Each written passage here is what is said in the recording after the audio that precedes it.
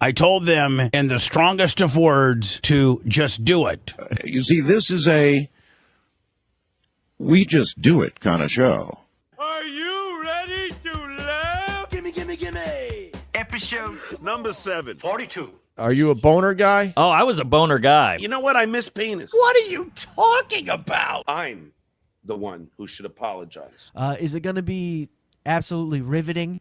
Is it going to change your life by any stretch? Probably not, but it's going to be at least entertaining, okay? By the way, for those people that are in the back, remember to shut the fuck up. Mattio! Cuz-a-roo. Slapperoonie. It's showtime.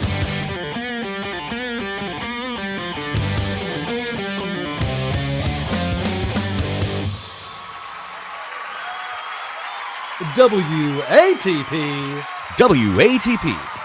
Hello, Rubbernecks Cuzzaroos. Welcome to another episode of this podcast, the only show that has a Kickstarter, and if we hit the goal, we're going to use that to start a GoFundMe. I'm your host, Carl. With me every Wednesday, he'll probably get us talking about soccer when I want to talk about Opie. It's Adam Bush. What's up, Adam? It's called football, and it's good to be back, Carl. It's good to have you back after a week off. Producer Chris is here as well. Hello. Please go to whoarethees.com. Email address, voicemail number, subreddit, Discord, merchandise, YouTube channel, you name it. Especially Patreon and Supercast featuring 2 exclusive bonus episodes every single month. You can become a member here on YouTube, or you can become a member on Patreon. The advantage to Patreon, 2 things. The entire back catalog of bonus episodes that we've ever done is there. Also, on Patreon, you get the RSS feed for your audio.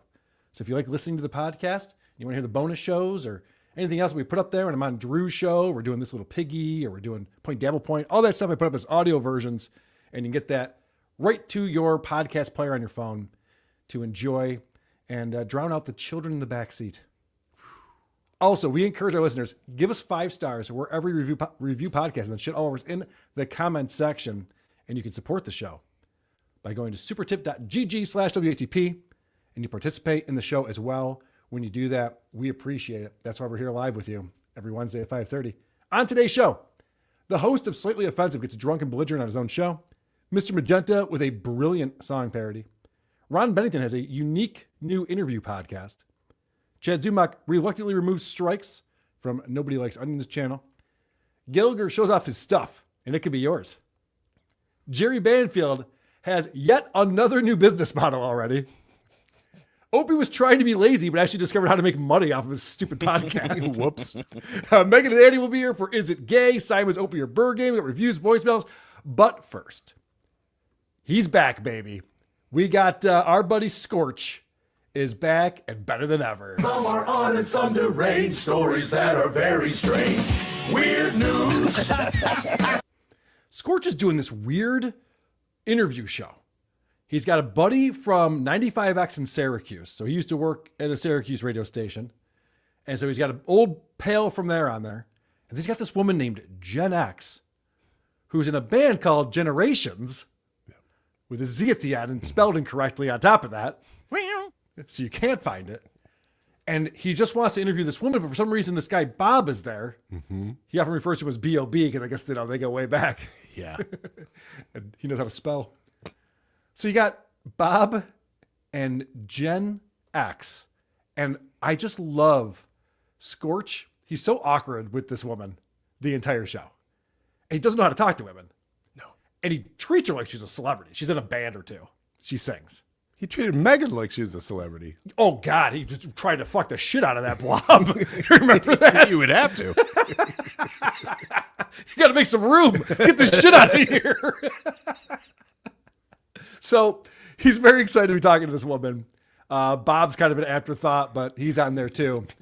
What I love is the way, and Adam, this dropped 4 days ago. Any chance that you caught any of this? I caught some of it, yes. Okay, He's very horned up. Very horned I feel up. like it's in all of our algorithms.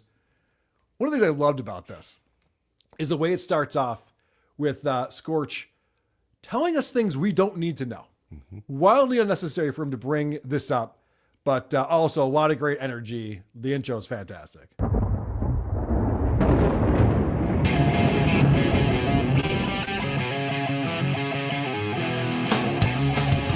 love that.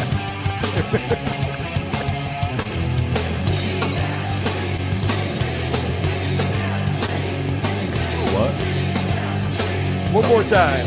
Okay, I can hear you now. Hey, what's happening? Oh man, I'm just cracking up because I'm cracking up for any number of reasons. Actually, I'm cracking up because I'm watching B.O.B. from 95X in the corner dancing to the PFG TV jingle. I'm cracking up because we actually did a good 17 minutes worth of the podcast earlier, but Gen X from the band Generation Z, who is joining us right now, can I have some applause, please? Thank you very much. Gen X had issues. And I was saying to Bob, when you left Gen and you were getting your issues fixed, I'm so thankful. If you've ever seen some of the comments from this radio show called Opie and Anthony, if you've ever seen some of the comments, which are just deadly, they always make fun of the fact, and they made fun of the fact that my show has had audio issues. Like virtually every show has a different audio issue. And for once, it wasn't my issue. What an asshole. Totally unnecessary. Yeah. First off, the haters are in his head. He brings up the haters immediately. Hey, guess what, all you hate watchers? I didn't fuck up this time because Gen X has a gambling problem. My special guest fucked up. Yes. What a crazy thing to say. We actually did an amazing show for 17 minutes and this fucking retard couldn't get her audio working. Why would you say that? It's like he's not aware he had the option to not say it at all. You're right. He had no idea. And of course, he has to be like, yeah, I know. I messed up. Sorry. I almost ruined the show that wasn't live and you didn't have to explain that at all. Nope. And it's great because he will not let it go. They're not like, they're not all from Missouri. Like the members are from different areas, right? So most of the members are surrounding outside of Springfield or within Springfield. And I am the one that's a little farther away in Branson, but it's only like a 45-minute drive. So. Oh, you live in Branson, huh? Uh-huh. Wow. Good for you. Now I'm trying to think of some of the better questions we already asked before Gen X rudely interrupted us with bad electronics. Miss Poor Electronica. What a prick. He's like, I guess I got to do this interview all over again. I guess I should have written down some of my questions. Well, yeah. No shit. What a dick. Why is he so impressed with Branson, Missouri? I was wondering the same thing. Oh, you live in Branson. Well, la-ti-da, billionaire. I didn't realize. Do you live in a house? What's it like? Central Air? Huh. Guess that's a thing they have in Missouri, not up here in Eau Claire, Wisconsin. I'll tell you that. It's a strange place to live. It's definitely odd because of like the most theaters in the world and all those shows that start at like 5 or 4 o'clock and are done by 7. Like if you want to sing, it's definitely a place to live. So she did explain that her parents are both entertainers, and she got involved in entertainment early on, was a child performer. Voice of an angel. Oh boy. Well, before we get into that, so she has 6 children, apparently. And Scorch is just so smooth how he asks these questions and how he communicates with other human beings. One of the things we were talking about, and I want to bring this back up because it's extremely cool and just wild. Bob, and you know this, but kind of act surprised. Gen X has got 6 kids. Wow. Yeah, that was good, Bob. That was very surprised, looking good. But yeah, let's talk about that, Jen, really. And I'm not going to ask about being a cool parent again, but is it hard? First of all, do you have a full-time job, or is music your full-time gig? Oh, no, I work full time. Jesus almighty, do you really? Yes. And my family is a blended family, which complicates things even further. So. Holy balls. How do you manage life?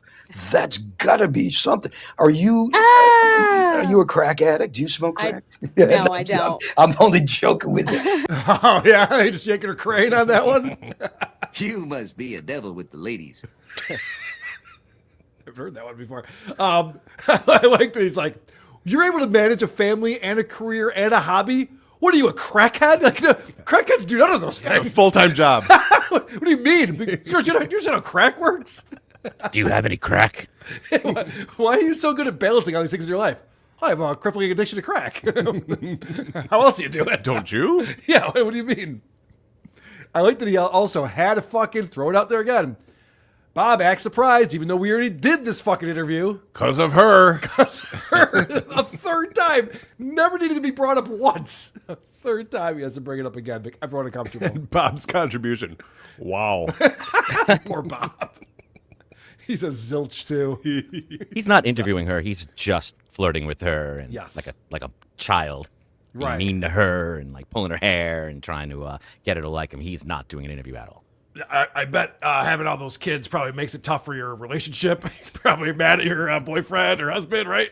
Must be Wanna pretty get back at lonely. him? Holy balls. Holy balls. He's a wordsmith, this one. Can I live with you? So you just heard him say, so what are you, like a crackhead or something? And she's like, well, no. He's like, oh, hold on a second. I'm joking. And he explains, like, he'll get used to me. Jen doesn't know me that well. She's like, total joke. yeah, Sharon Jen's like, Osbourne isn't anywhere to get mad, right? Jen's like, what the crap? Yeah, you'll get to know me, Jen. This is me.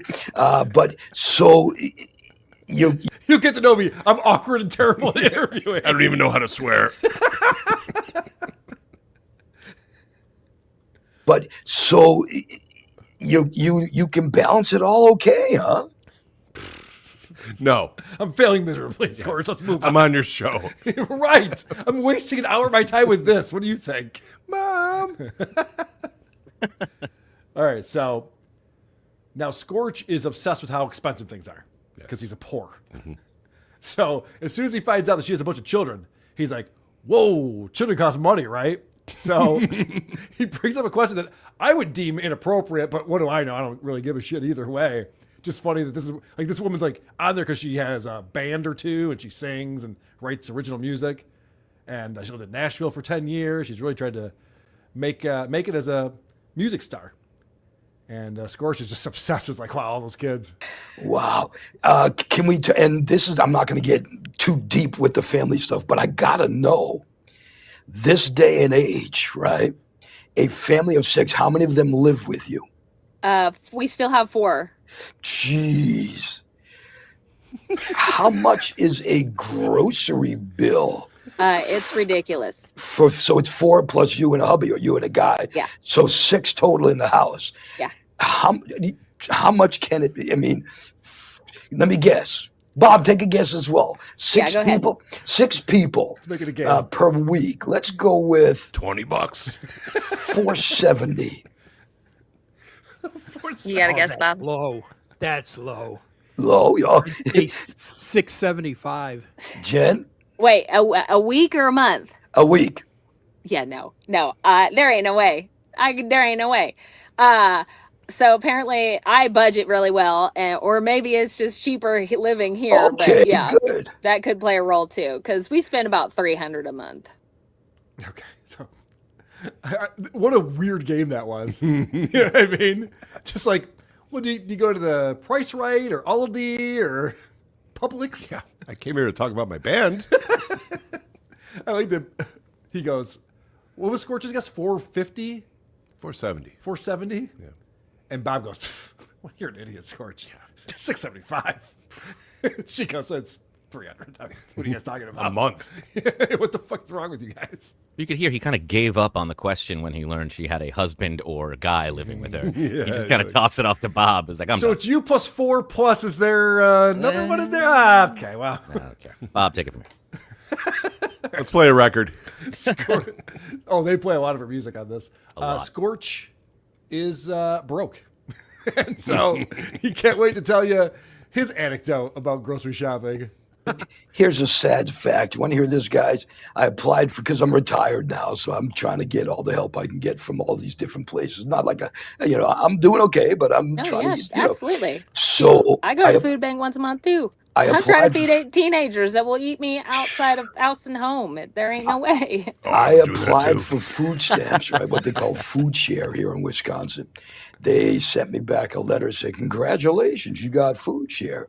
I called my mom up. Hey, Mom, they gave it to me. They gave me food share. My mom's an old Jewish lady in Boston. Oh, honey, good for you.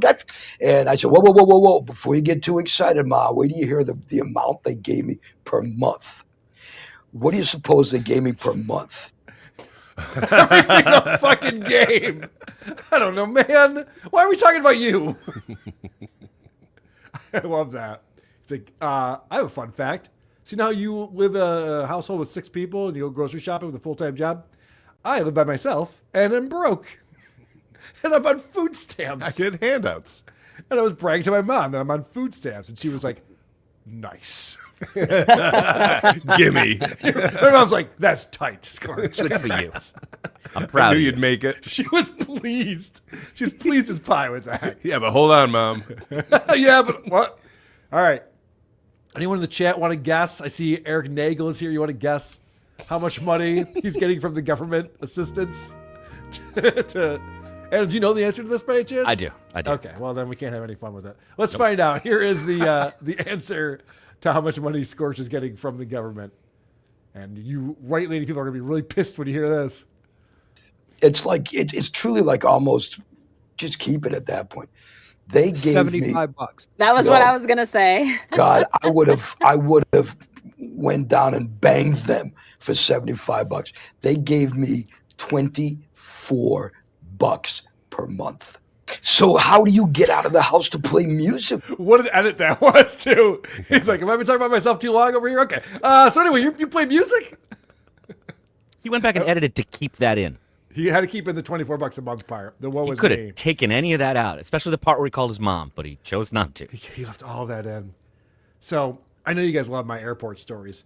I got fucking screwed on the way to Florida and on the way back this past week. I spent 2 full days in airports and airplanes because of American and Delta. They can go screw. I thought you were quitting American. I know. I can't fucking win. I can't fucking win. Oh my God, American sent me a little survey afterwards. They should have done that. I was fired up. But anyway, that'll be not effective. the point. The point is, when the Delta Sky Lounge won't let you in their Sky Lounge, you know how expensive it is to be stuck in the airport for 4 hours watching the World Cup? A lot more than $24. Here's my my line of the day. You call that a double? Okay. This is how poor Scorch is. This is a post. Andrew sent this to me. Scorch put a post up on social media. Says, it saddens me more every day. This is why I can't move home to be close to my mother. Fucking ridiculous. 1 bedroom, no utilities, $3,000 plus. Then they want the first, last, and security. You have to make 3 times the rent in monthly income. Maybe the book will sell and I'll be able to get there. Now that's wild. Scorch is stuck in Eau Claire, Wisconsin because of his last gig that he had. He can't find any more work. He's tried to find work doing anything. No one will hire him. So he's like, I know what I'll do. I'll write a book. Now, I will buy that book. Of course. I will get the audio version, obviously. Who else would get that book? Are there Scorch fans out there that I'm not aware of? Is he a local author? Does he write about Eau Claire, Wisconsin? He's in Wisconsin dreaming of Missouri. If only I were in Branson by Scorch. You guys got it going too good. Also, I don't know where his mom lives. I know it's like in the greater Boston area. It's in Massachusetts somewhere. Mm-hmm. But is that possible that he can't find a fucking apartment that costs less than $3,000 a month for a 1 bedroom and no utilities? It's wild, right? Yeah. Is this Cape Cod? Like, where's he trying to move to? Do we know where in Wisconsin he is or where he's looking? Where is that? No, he wants to move to Michigan. Michigan, okay. Doesn't care where. Not Michigan. I'm sorry. Why did I say Michigan? That's not it at all. Massachusetts. Massachusetts. Yeah, she lives in he's from the Boston area. Okay. That's why his accent is so unique. Yeah, it shows. You can tell he has a Jewish mother. All right. So let's get into the art of this woman, Gen X. Let's get her going on her backstory and how she got here. I've been doing this my whole life. My mom likes to tell the story that when I was like 2 years old, I belted out Delta Dawn with a twang. So she said in that moment that I was going to be a singer. And before you continue, let's go. Delta Dawn, what's that flower you have on? Can it be a painted rose from days gone by? One more verse. This is going great. Scorch is like, this first date's going really fucking well. Yeah. He's in the bathroom applying some more cologne to his stupid fucking facial hair going, yeah, I'm in with this one. You got this. So you, obviously she didn't want to sing that with He Can't Sing. He goes, come on, one more verse. And this goes swimmingly. And did I hear you say, I don't remember the lyrics. You're gonna leave me here today and take me to the mansion in the sky. Wow, you are a singer. Good for you. And so you decided then, or you knew back then, that singing was something you were going to do. Okay. Why is she doing this? And what's Bob doing? I swear to God, I'm barely pulling anything out of this interview. It's fucking wild. Bob's just moral support, I guess. He's load bearing. Yeah, he's like, so anyway, I got a wingman with me. That's not weird, right? Nope. They sound great together, though. That was great. That's a good blend. What a duet. Just a duet. All right. The resume begins. We find out all about this woman's amazing achievements in music and entertainment. I had my first radio appearance when I was like 9. I did a commercial for Branson, but I did dance for Jim Stafford, and I danced for the Oak Ridge Boys for a couple Jim seasons. Stafford, Spiders and Snakes. Jim Stafford. Wow, he just played a show here in Eau Claire 2 summers ago, and I missed it, and I was bummed out because I would have loved just to seen him do that song, Spiders and Snakes. Wow, that's wild. You're very impressive, Jen. Wow. I like that. All of Scorch's anecdotes are, I would have done that, but I'm too poor. Yes. Yeah, he was playing a concert, but they were selling tickets for money, so I didn't go. I tried to win tickets off the radio. You're the third caller. Okay, thanks. You're the fourth caller. Okay, thanks. Scorch, give it up. We know it's you. You can't disguise your voice. It's hilarious. All right. So Scorch, he's into the music scene. Even when he started up that show that he did after he got fired from radio, the one with Megan, the grimace lookalike, Megan. Even when he was doing that show, he was having local bands on, and that was a big part of the show. He was trying to promote local bands. Kind of. These guys fucking suck. On mic. That was the greatest thing Scorch has ever done. I know. But after that, he started up another show. He's just like, I'm going to promote bands. We're going to play music. That went away, whatever. So now he's promoting this woman and her band, Generations, if you forgot. And Scorch knows all about how the music scene works and how you become a big star in the music industry. So did you, when you got into doing your own thing, were you in cover bands ever? Because this is something else I was talking about. I believe that bands have to start off playing some sort of cover music to segue them or segue the fans into liking their original stuff. Is that a pretty good assumption? Is he leading the witness? Yes, very much so. So he's explaining that obviously you had to play in a cover band first and then try to sneak an original by the audience when they weren't looking. Because no other way you become popular with your own music. You can write songs people like and want to go see. Is he telling a musician how music works? Yeah. Okay. And what I love is that Gen X explains that, no, actually, that's really stupid. But from the original standpoint, a lot of the bands that we've seen, not all of them will throw a cover in there. And I feel like if your music is good, you don't necessarily need it to elevate the music, but it is a nice thing to throw in there for sure. And B.O.B. from 95X, Gen X from Generation Z and Cognition. That's who's joining us today. Totally necessary to reset right there. Do you think people are just tuning in? It's not a live. It wasn't a live show. He Why just would he do posted this. He totally because he's a radio guy. He thinks you have to do that. Yeah, he makes it sound like Bob just showed up. Right. Bob's just sitting there like, oh, that's right. I'm on a show. I forgot. He's like drooling from sleeping. No, correct me if I'm wrong, Adam. You know more about this than I do. But I can remember, I think it was the band Train that used to go on the Howard Stern show pretty regularly. Mm-hmm. And Train got their start as a cover band and then wrote originals and then got signed and became a touring act. And I think that was notable because there aren't a lot of bands that do that. You know what I mean? I think obviously Zeppelin did all covers and no one do that, but they were doing all covers. But that's right. But most bands that become huge for their original music start playing their original music. Am I incorrect about that? Well, you got to make a choice locally. You can make money being a cover band. They'll pay you more. But then you're stuck as that. And no one's really gonna, you can't trick people like he said. You kind of have to either completely reinvent and start over. Why would you waste all that time? Just go for it if you have songs to sell. Right. Scorch won't drop it. He's like, no, I got to be right about this. Would you agree maybe the venue has something to do with it? If it's the right venue, that people will expect to see originals there, right? Does that make sense? Yeah. Sure. The fuck? Fine. If that's what you need, yes. That's great.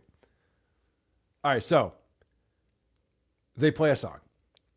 And they play a lot of songs. They play songs from both of her different bands. This is after a song by this band Cognition that she said. And listen to their assessment of her music. That one I could definitely hear on radio stations across the country. As I'm sitting here listening to it, the bass line, it's got its own life, and then the breakdown in the middle of it. That breakdown, yes, very nice. The vocals punch through, just everything about that song and everything about everything we've played so far, and what you've showed me, Jen. You're gonna just blow this shit up. I think that ship has sailed. Right after you blow me. Yeah, right. I know people. I can't get a job, but. Did you notice that she sounded really pretty when she sang that country song with Scorch, but then she sounds like a bad Evanescence on all of the tracks?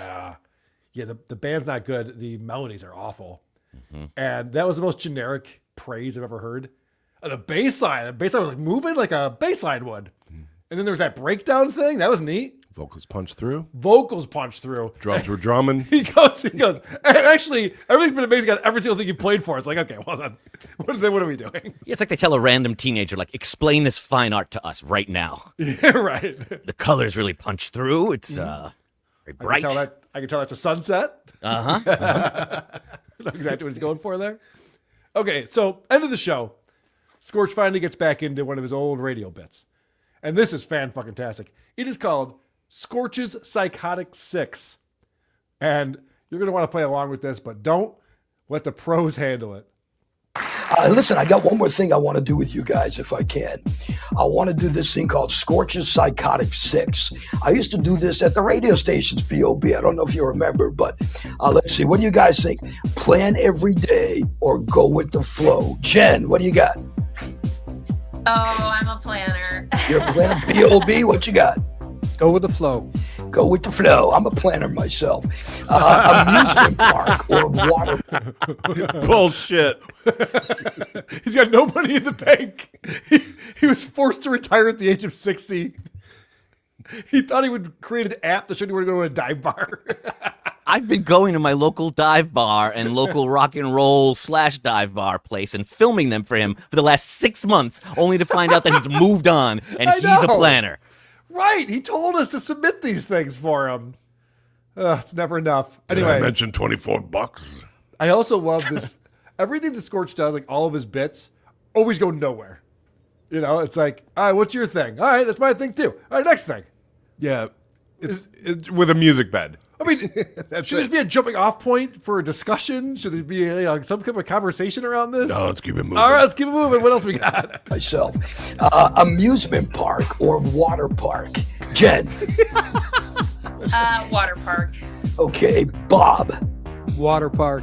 Yeah, okay. See, I would prefer to go to an amusement park. If I had any money. I was going to say, when's the last time Scorch has been to an amusement park? Does a sprinkler count as... Also, a lot of amusement parks have water parks in them. Whatever, I don't care. It's so stupid. Shit. Camping. Also, I just realized he just missed an opportunity. She said water park. That means bathing suit. That means getting all wet. Scorch would be like, I actually know a water park that's not far from Branson, Missouri. We should maybe... You feel like treating? I think if you bring him enough Pepsi cans, you can get it, buy one, get one. That's right. Dating myself. Park. Yeah, okay, see, I would prefer to go to an amusement park. Camping or glamping? Camping.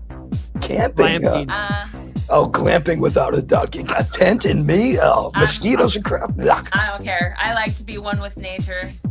Well, I smoke nature. That's my one with nature is my smoking session. He's a weed guy. Yeah. Let's not forget that. Remember the first time we covered Scorch on this show, John C. Dvorak from No Agenda was our guest, along with Croge. And I remember John C. Dvorak was just like, I bet the younger generation likes this guy. He talks about weed a lot. They don't. He's not cool at all. But Croge said, indeed. Here's a good one. Croge actually grew up in Syracuse, so he knew Scorch as the morning jockey. He'd be like, this fucking asshole used to introduce every good band that came into town. Wow. Couldn't stand him. It was very funny. In the water slowly, or do you jump right in, Jen? I gotta go slowly. It's cold. Me too. I'm like, eh. Bob? Like the band The Urge said in their song years ago, remember in the 90s? Jump right in. Jump right in. Two more. Mosquito bites. Okay. These get ridiculous now, but I like this. Even Scorch knows how tedious this is. All right, guys, just two more. All right. It's like you're getting stitches at the doctor's office. We're almost there. You're being good. I don't even think he answered that one. I don't think anyone cares. Jump right in. Jump right in. Two more.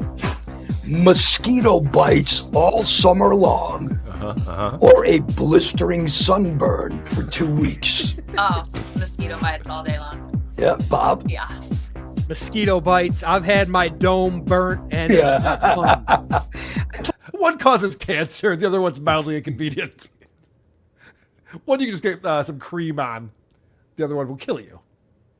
Blistering. 4th degree burns on your head or an itch on the back of your foot. I don't know, man. That's insane. He's so stupid. What's he doing with this information? Well, the NSA is capturing it. I can tell you that for sure. I took the sunburn for some reason. I don't know why. That's a good question by Steve. Food stamps or genital warts? Well, how much in food stamps and how many genital warts? Right. I mean, not a lot of people will know about my genital warts, but everyone's going to see me using food stamps. So, And Scorch just said, I took the sunburn. I don't know why. Yeah. What's the point? We back that up. He doesn't have to have a sunburn now. This is not binding. Bob? Yeah. Mosquito bites. I've had my dome burnt and it's not fun. I took the sunburn for some reason. I don't know why. I took the sunburn. I just flipped a coin on that one. I don't know. I really let my mom down with that. Stage 4 cancer or movie tickets? Why did I take the cancer? Why would I do that? I don't care about any of the movies that are out right now. Finally, how about this one? Permanent chronic heartburn or permanent chronic flatulence. Oh my God. It's like a nightmare. Like this permanent and chronic. Fatal. Bleeding from both eyes or constant vomiting. Go. What a stupid question. Chronic heartburn or flatulence? Who could possibly want heartburn? It's retarded. Can I try them out? Yeah. Oh, definitely flatulence. Jen, I love you. So he gave a question that you could only answer, I'd rather fart. Yeah. And then she's like, ha ha, you're a stinker. Gotcha. Yeah, it's like, what am I supposed to say? Not got a woman. You want to get mauled by a mountain lion or poop a lot? Or fuck me. They always pick the lion. How old is this mountain lion? How much do weigh? Holy shit. B.O.B., what you got? It's the same thing for me because at least you get to be funny. Everybody loves a good fart. Everybody does. It's never not funny. Heartburn It's so is true. not fun.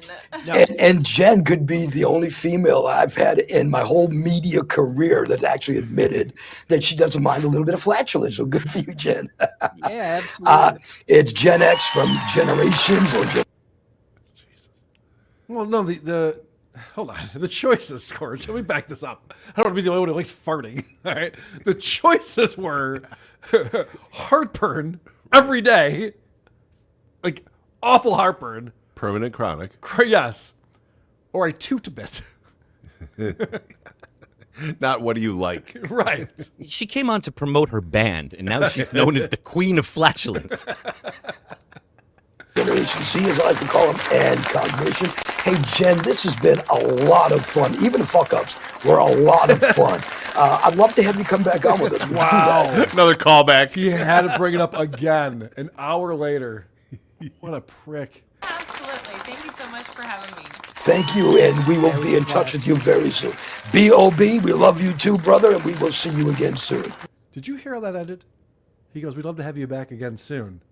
And she's polite. Oh, absolutely. That'd be great. We'll be in touch with you soon. Oh, never mind.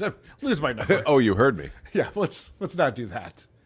What would be the point of that? Talk about farts. So you're going to get more streams going now that she's been on there? I doubt it. You know what you might get, though, is a guy like Sarcastic Weedhead who's coming into supertip.gg/WATP to support this program, and we appreciate you, Sarcastic Weedhead. Carl, you know my motherfucking Negro, right? I need your help, cuh. Just got busted with a couple bricks. That yay. Call a fly lawyer and get my ass out this joint, yo. I'm too dreamy to be in here. I would do that for you, buddy. Thank you. How come that bullfuck Joe Rogan gets to interview my idol Tommy Lee and I don't? Not fair. I would have asked him far better questions. For instance, I would ask him about his dinosauric huge hog and how he used it to discombobulate that piece of Ace Pamela Anderson. Oh, yeah. I think John Melendez would have had a lot of questions about Tommy's dick and fucking Pamela Anderson. Pamela Anderson. He drove a boat with it. Venom Tony 15. So a new customer came in and asked me, would you rather a gay son or a thought daughter? And I said, either way, I'm getting head. Bits and pieces. Bits and pieces. Not bad. Venom Tony again. My fave thing to do in my grape dungeon is to double team a black kiddo with Lenny Dykstra. They don't call us the cherry poppin' daddies for nothing. Miss Monarch coming in for our buddy Adam Bush. Happy belated birthday, AB. Thank you, Miss Monarch. Very sweet of you. We appreciate that. How did you know that's what Adam wanted for his birthday? Money. Solo Canal says, you guys going to go over the end of Biggest Problem? Fuck! I listened to that whole thing on the plane ride, and I forgot to pull that for the show today. Because someone else sent me a very funny cringe of the week, so I don't have that. But I can discuss it at length because Vito was not thrilled with that. Is it really over? Dick's going to do the rest of this month. Here's the deal. They're doing through their problems like they always do. And it's an hour in, and Dick goes, you know what my problem is time. I don't have any of it. I can't do the show anymore. I have no time for this. He's a new father. He is. And that's what he said. He goes, yeah, Thursday nights, I just get home from work, put my kid to bed, and I got to jump on this thing. So Dick said, I'll do the rest of this month. So there's 4 more episodes in July or something like that. And then you can take it over. There's this other guy that Vito's been podcasting with. Get him on the show. Take Biggest Problem. Just give you 25% of the revenue that comes in. And Vito goes, what? Why would I give you anybody? He's like, well, because I started the show and, I'm the reason why the show exists and has an audience. And he didn't say that, but that's what I was thinking. And Vito goes, well, I'm definitely not doing that. I'll just start a different show. And Vito goes, I'm going to start the jerk off, which I might send a cease and desist for. I feel like it's too close to the creep off, but with 2 jerks. So that's true. Anyway, the good news is we did plan a new Weight Watchers episode, the crossover that the creep off does with the Dick Show. Sweet. Yeah, it's coming up later this month. So I thought that was funny because I got a text from Dick. I hope Vito doesn't see this. I got a text from Dick like the day after Dick tells Vito he doesn't have any time for the biggest problem in the universe anymore. He's like, hey guys, let's get together for a Fat Watch or Weight Watchers. Fat Watch, whatever it is. Yeah. Mostrode, hey Carl, hey P. Chris, feels nice, make Adam laugh. It's almost impossible. Yeah, but I can do it. You can. Sometimes. Sniper. Sometimes it does happen. All right. I did mention that we have a Cringe of the week. Cringe of the week. And this one comes in from Japanese Fart Enthusiast in our Discord. If you go to our Discord server, it's free to join. And we have a podcast suggestions channel that I check. And there's some really funny stuff in there. A lot of things that I enjoyed checking out today when I was prepping for the show. And this is a guy named Elijah Scaffer. And he hosts a show called Slightly Offensive. These guys have over 500,000 subs on YouTube. So I don't know if that's like legit. So, I would assume that it is. Seems like they have a pretty big audience. And it seems like in this little segment, Elijah is wasted. Now, I don't know if that's true or not. I'm just speculating. Because it seems like the producer of the show is going, hey, we have a guest on who specializes in this thing, conspiracies, whatever they're talking about. And you keep wanting to derail this. We have a show prepped. Let's go with the prepped show. And so, yeah, I think we should definitely take a trip out there. It'd be fun. Yeah, that would be a lot of fun. No, we're going to make some content. So actually, tomorrow, that's Thursday, I have some stuff I have to actually do, but let's... So this is Elijah. This is the guy I'm speculating. Might be a little buzzed. Make some JFK content tomorrow. Actually, no one's doing that. And we're here. Yeah. Let's use Dallas to our advantage. Like, let's make a lot of JFK content. Like, it's kind of like, right? It's like... Yeah, we will. Got Indians, JFK... Here's the deal. It's like this. So, well, we have 2 more topics. No, I'm just saying, like long conspiracy topics. Say in the chat, yeah, let I think cook. Are they saying that? One person. Person. I hate the fact that one person is trolling me and Georgie. I hate to let you guys. That's what it is. Yeah. I hate to let you know we something. We have the Aurora, Texas space track, space crash, and the giant Nephilim skulls that we want to talk about. People that follow me like to hear what I'm saying, and that's kind of crazy to understand that. And they like to hear. Georgie. Yes, but Elijah, we have a guest on the show today. I'm just. So that's Georgie, right, the producer, who's going, we have this prepped. We did a pre-interview. We want to ask you about these things. We have some videos we want to show and go through. And Elijah's going, hold on a second.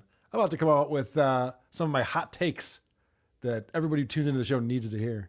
Yes, but Elijah, we have a guest on the show today. I'm just happy to be here. Georgie, and we could do this any other day, any other show. We could do this. It's like imagine getting mad at Nick Fuentes for sharing his own thoughts on something. Yeah, it's like you're on my show and you're. Imagine Nick Fuentes invites like the conspiracy guy on his show and then talks about like random bullshit the whole time.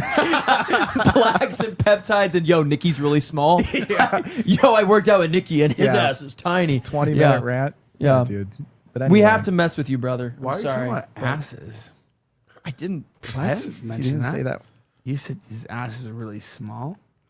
Brother, I meant like we're talking about working out. Oh my god, dude. We're talking about lifting. I'm saying like you were saying I was small. Let's go on to some conspiracy. Well, there's two more. There's two more we want to talk about. I'm very interested. No, I'm not holding up. I'm not holding. I'm literally not going to hold up. Okay. So both guys are like, listen, we got a show prepped. We're gonna go do it. All right, we heard you out. Cool. Yeah. Great content. Whatever. Stop acting like a drunk chick. So this is where he puts his foot down right here. Uh-oh. We have Aurora, Texas space crash. We have a video in there. If you can pull it up, Elijah. If you don't mind, pal.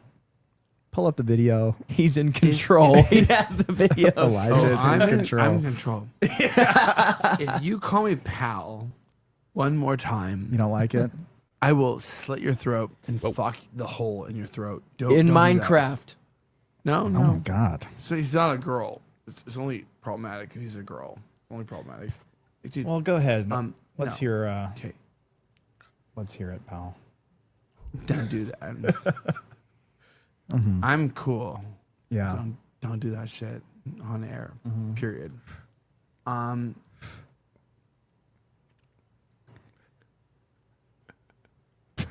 Do we want to get on with the show? Oh, or yeah. what? Like, let's go. What Let's the fuck go. are we doing here? He's like.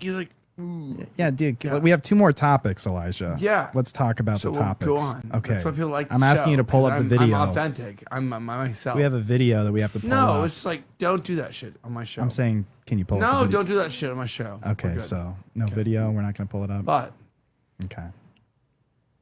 I agree. Like it's like JFK is like kind of like actually a big topic, and we never got answers.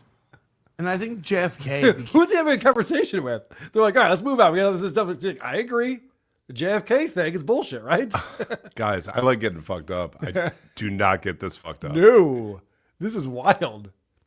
The other guy was like laughing at him, and he gave him like death stares. Like, are you laughing at me? Like, yeah, you're being ridiculous. This is my show. Right.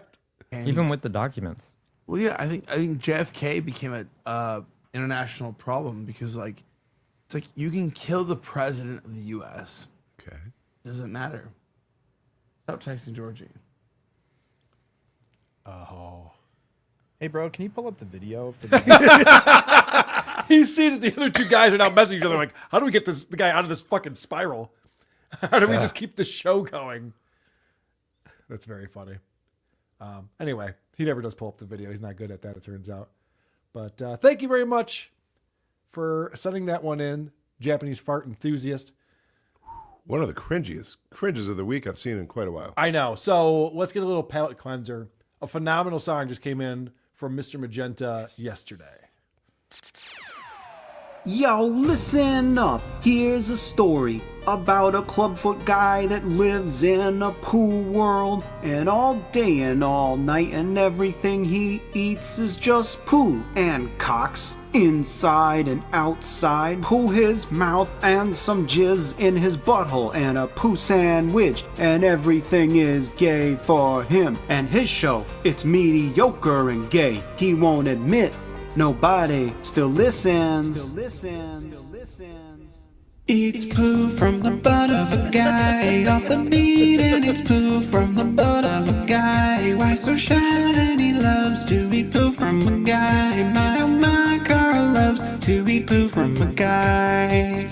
It's poo from the butt of a guy. Just can't lie that he loves to eat poo from a guy. Yum poo pie in his mouth, eats the poo till he dies. By the way, did I say Carl's gay and fucks guys? By the way, I eat shit, and my show has gone way downhill. It's unwatchable. Mr. Magenta, you are on my shit list, my friend. Very well played. I didn't realize I only eat guys' poop. Yeah. Huh. Interesting. You didn't know that? No, news to me. I don't read the Discord as much as I used to, so that could be why that is. All right, I have a special guest who's joining us. He's backstage right now in the green room. You might know him. He's a man who put together this jingle for us. It's time to mock Zumock. The great Cardiff Electric. What's up, Cardiff? Hello, Carl. You don't remember that time I tried to serve you lady poop and you spit it out? I don't like poop. I told you that, Cardiff. You're like, no, I swear this is from a hot chick. I'm like, that doesn't matter. No. I just assumed it was just lady poop you did. No, I understand what you assumed. So, Adam Bush. Christian Blatt. What? That's what Chad was calling you today. Sorry. Oh, is that true? Yeah. Oh, producer Chris, right. You're calling him Christian. Low blow. Christian Blatt. Very specific. Hi, Cardiff. Well, hello, Chris. Not since Andy was called Trucker Randy has someone been so offended by a name that's been thrown out there. So, Chad Zumock is having quite the week or weeks, I would say. Of Glad course, you're finally catching on to this guy, Carl. I know, right? You've been telling me for years. You check out this Chad guy. I'm like, whatever. We'll get to it. Got Z fever. So I'm going on Chad's show tomorrow, and Bob Levy is going to be on as well. He's apparently on there moderating it. It's moderating. Because I got the email from Chad saying, hey, I'm going to have Bob Levy on the show too. I was just like, what, we're just doing a guest show now? I thought it was you and me talking. But then I saw Bob talking to Pat Dixon about it on their show. And Bob explained, like, he's on there to be a neutral party, to moderate the conversation, which I was like, all right, great. That actually is, I'm thankful for that. Because, you know, Chad will get in those loops and just yell, you're a loser and you're manipulating your audience and you're a grifter. And Oh, and you think Bob is going to stop him from doing that? Yeah. Good point. So, obviously, we have the GoFundMe that Chad put up to record his special, hit the goal. He's raised the goal now to $10,000. Hasn't hit that yet, but I'm sure he's got way more fans out there, just haven't gotten around to giving him money yet. And the thing that I was really annoyed about in the last episode we did of WTP was the fact that he struck Patrick Melton's channel for a copyright strike. And so this has been reversed. I'm happy to say Chad put out a tweet that says the copyright strike I submitted against Patrick Melton was made in good faith and was entirely legitimate, as evidenced by YouTube's prompt rejection of Mr. Melton's appeal. Furthermore, Mr. Melton's claims that he's being harassed are unfounded. I believe the evidence would demonstrate the opposite, that Mr. Melton has been the harasser, not the victim. For the record, only one of us is currently subject to an active harassment restraining order. That Active being the key word. Active being the key word. Good, very good point. Yeah. But also, and I know that Chad isn't writing this. Some AI software is writing this, or he's got something going on. It's probably Uncle Bob. Brian Landon Could be So doing he it. actually admitted it was Brian Landon. Okay, so Brian Landon's writing this for him, and Brian Landon's probably using some AI bot to do it. There's just M not- dashes right in there. It's just not how Chad talks. It's not how he writes. It's so foreign. He's been doing this a lot lately. But this idea that he thinks he'd put out there, like, by the way, did you guys know that Patrick Melton has a restraining order out against him right now that's active? You're like, yeah, we all know Aaron Imholt's the biggest pussy, doesn't like getting made fun of, and took out a restraining order to try to get Melton to stop making fun of him. It's the biggest bullshit thing ever. Dude lives in St. Cloud, Minnesota. He's worried about Patrick in Las Vegas, Nevada. Chad, what's your point on that? Like, everyone who knows this knows that that's a bullshit thing to throw out there as like evidence that you're the good guys. Yeah, but can he walk, Carl? But he can't walk. His back is fucked. Nevertheless, due to Mr. Melton's threats of litigation, which I believe are intended to further undermine my financial stability, I have no choice but to reluctantly withdraw the copyright strike. This is like the worst way you could do this. So he's withdrawing the copyright strike and going, yeah, but just because that big meanie over there is forcing me to do, he's forcing my hand. How can he force your hand? Oh, because I'm a loser who has no money. Got it. Okay. And I'm clearly wrong. Well, right, because if he was correct about this, he'd be able to fight it. Yeah. But I don't know. Listen, I'm not a fan of litigation. I'm not a fan of getting lawyers involved in any of this shit, which is why I don't strike channels. So I've never struck a channel and wouldn't do such a thing. This outcome is not justice. Rather, it reflects the practical reality of my circumstances, but more importantly, my time. I am not in a position to endure the financial burden of continued legal threats, and Mr. Melton is aware of that. I am also not willing to waste resources doing so with continued harassment towards me. As a result, I have no meaningful ability to negotiate and must comply despite what I believe are bad faith accusations and legal threats. Does he know all those words? No. What the fuck is this? He didn't get past furthermore. What? Who's he trying to win over with a tweet like that? I can't believe it's still up on his Twitter. I went there today to look for it. It's like, holy shit, he hasn't taken this down yet? It's embarrassing. Well, he needs an explanation, and I think he feels that there's enough words in there that he doesn't understand that most of his people won't understand either. So it'll be, legal mumbo jumbo. Got it. Right. To be clear, withdrawing the strike does not condone Mr. Melton's continued violations of YouTube's terms of service. I am making this decision solely because of the pressure created by Stuttering John. I mean, Patrick Melton's threatened legal action. Ooh, good stuff. Sincerely, Chad Zumock. What's really... He took credit for that line. Okay. What's really annoying... That's great. What's really annoying about this, one of the things I want to talk to him when I'm on the show tomorrow, is this idea that he doesn't know it was transformative. I watched him watch it. I watched him turn on Patrick's show while he was being sniped and watch Patrick pause it or mute Chad and then start communicating with Chad directly because he knew that he was watching. Like, this was not just a snipe stream. Like, Patrick Melton has done this before with NLO, or not NLO, with Steel Toe quite a bit, where he'll just like snipe Steel Toe's video and just let it run. It has done it in a long time, and just let it run simultaneously and get people in his chat making fun of Steel Toe watching Steel Toe's show. This is not what he was doing at all with Chad. And Chad knows that. So he's lying. I know. I want to know how failed comedian Kevin Brennan feels about Chad saying that he can't keep up the fight against Patrick Melton because he doesn't have any money and Patrick has too many resources. Good point. Chad Zumock, underneath the thread of this, says, my number one priority is the special. I don't have time for Hunchback with nothing but time to generate content in courtrooms. It's pretty simple. What's weak is him taking this to a lawyer. If you can't see that, you're as dumb as him. Chad, you started the legal mumbo jumbo nonsense with the strike. Mm-hmm. And Chad just like, oh, now he's trying to get the law involved. Copyright Act. You started this, idiots. What are you talking about? They got me with their legal mumbo jumbo. What an asshole. He doesn't even know what any of that means. How can he be responsible?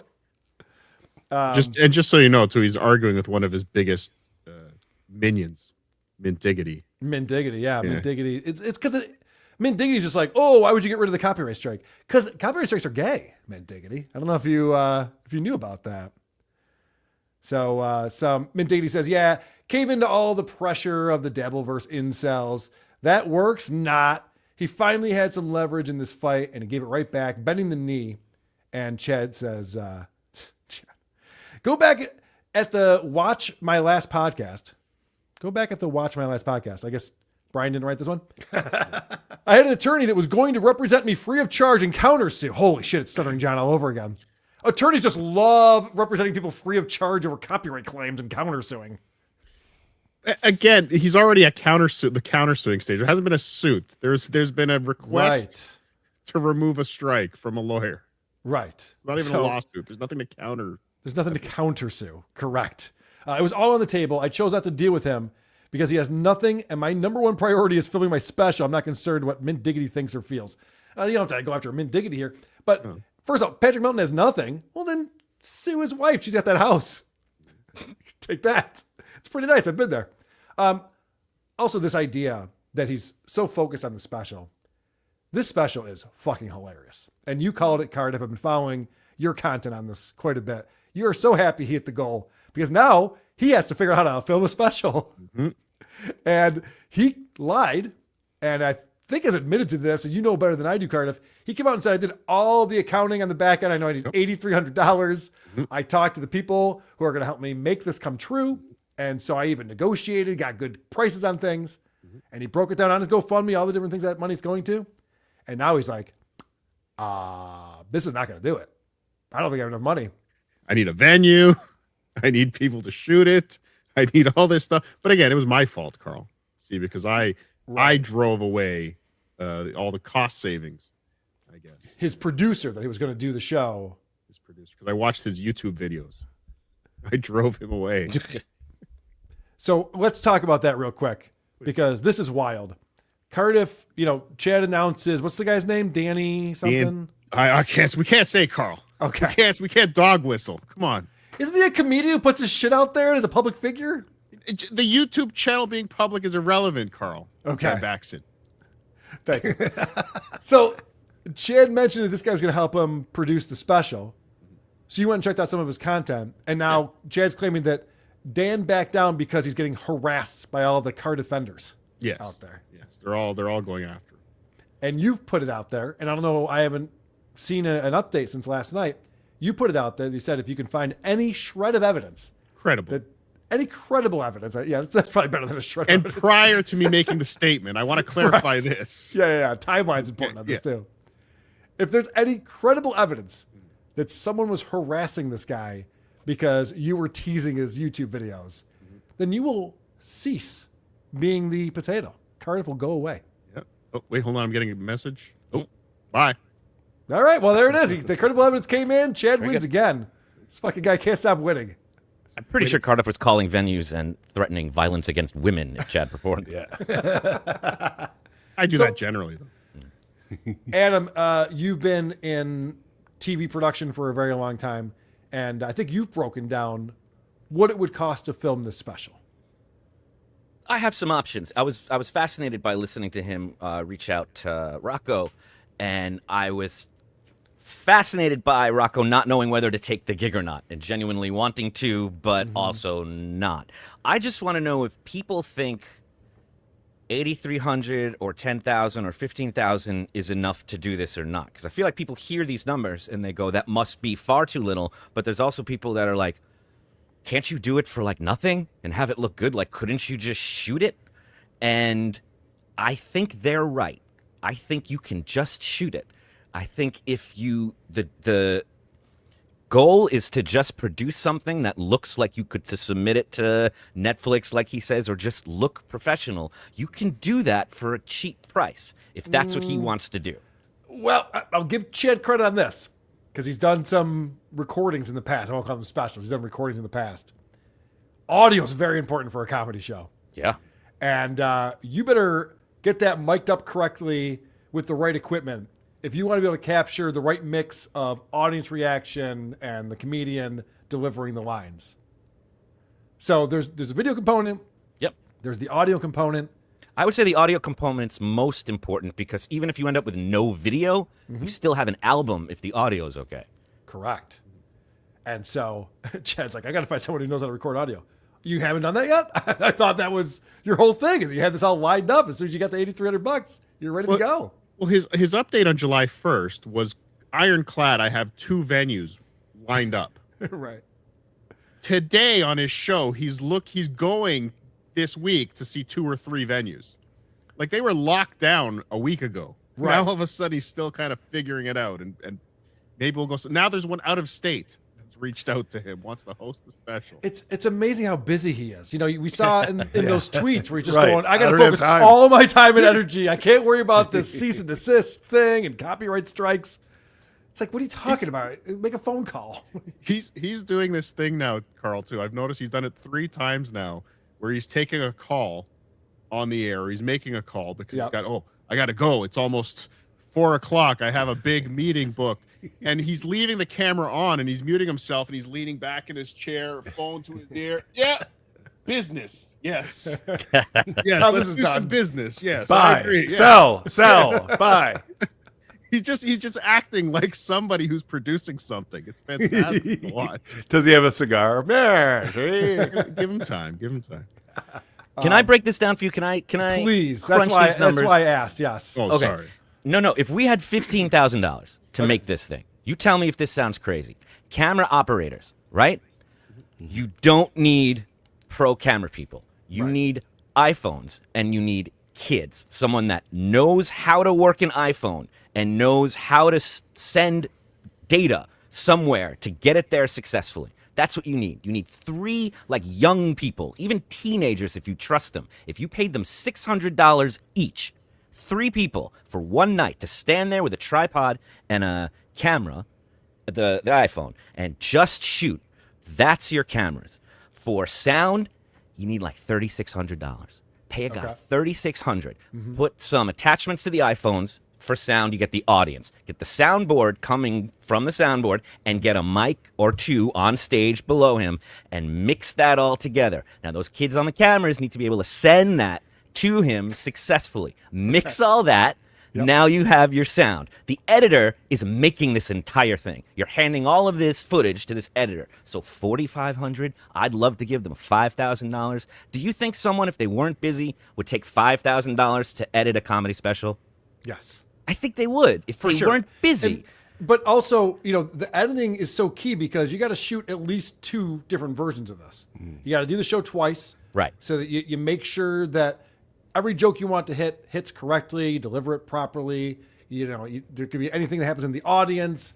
Yep. Someone yells out or The falls audience. over. So that's 2 different audiences? So now we need 2 audiences in the place because they're not going to laugh the second time at these jokes. Chad's not going to like that. Well, all of that I'm putting on Chad. Chad is responsible for putting on his show and renting his venue, whatever he has to do. It's not coming out of this budget. The show is him. He's got to write material. We're just there to capture it professionally. You give an editor A director, $2,000 for putting the whole thing together. I'm going Color to pause correction. I'm going to pause it real quick, Yeah. and then we'll get back to what you're saying. Okay. Now, I agree with you.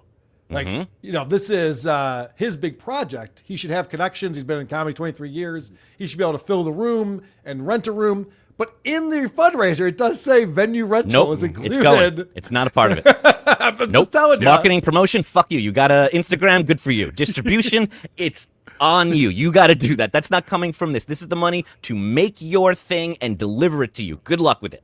Okay. He's Right? doing all Instagram and Facebook ads. That's where he's dumping all the money is Facebook ads. But do the Facebook ads promote the special effects been made or promote the show so people show up and watch it be filmed? Well, Carl, you sound stupid. I do. Because often the audience is going to be by invite only. Huh? What? How many friends does Chad have? It's going to be invite only. He is going to control every single person that comes in that building, so that you and me and Melton and Tukey can't go. Yeah. So he's now reduced his audience by half if we can't go. Right. No shit.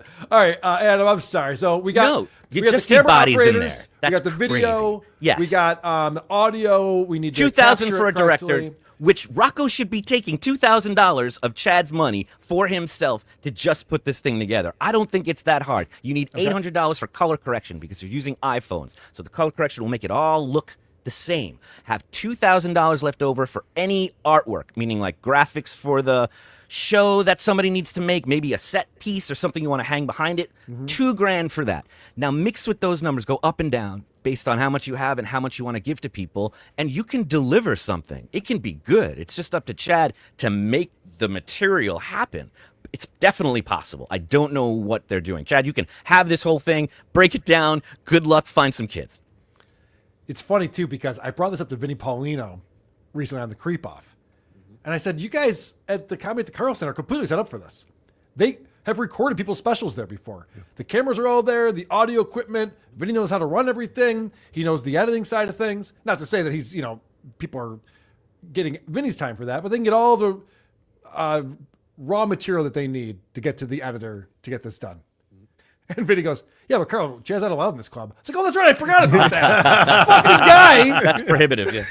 Were you not at DabbleCon, Carl? I was the one interviewing Mark about this. I totally forgot about the fact that Chad fucking lied, put himself on a show, and got himself over to Brother Weeze's show the next morning to promote that he was the comedian when it was actually Nikki Glazer. Cardiff's right. You do sound stupid. Yes, I know. I'm like, yeah, let's throw an offer out to Chad. He come to Rochester and do this. No, he's not allowed. All right. And or not even there. I'm sure there's 50 clubs in the States that are set up similarly. Yes. To the Carlson. Right. And all 50 of those also have a no Chad policy on. Because literally we live streamed DabbleCon and DabbleCon 2 using the club's equipment. Yep. The cameras are all there, and Vinny was back there working the board and switching the cameras and doing everything. Like, a lot of this can be done on the fly if you have the right equipment and person managing this thing. I mean, there's even a guy in Vegas, I think, that has a whole bunch of cameras and experience. Yeah. I don't think he's gonna. So Chad has raised $8,570 of the $10,000 he's asking for, but Adam's pretty sure that's not going to do it. That's not enough money. I mean, you see those prices. You can lower it as much as you can based on who you can get. There's also additional $300 for media storage. People like to have separate hard drives for that. That's it. If you can squeeze it down, get people locally that are looking for work. If you know people, maybe you can make it smaller. I think the editor deserves $5,000 for making that thing. But I was listening to Eric Skagel. I was listening to Rocco. I was listening to KB. All talk about how this can never be done. Earl Skagel. What did I say? Eric Skagel or something like that. It was his brother. Okay, but Earl was talking about how he shot one that was in his tried to living shoot room. one in his house for $30,000 in his living room and couldn't do it.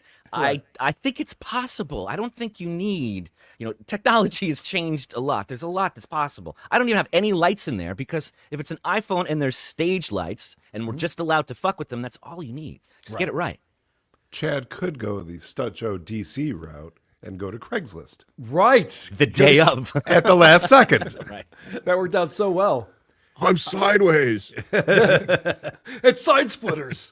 The funniest part about this is that Chad is acting like the comedy itself is not the problem at all. Right.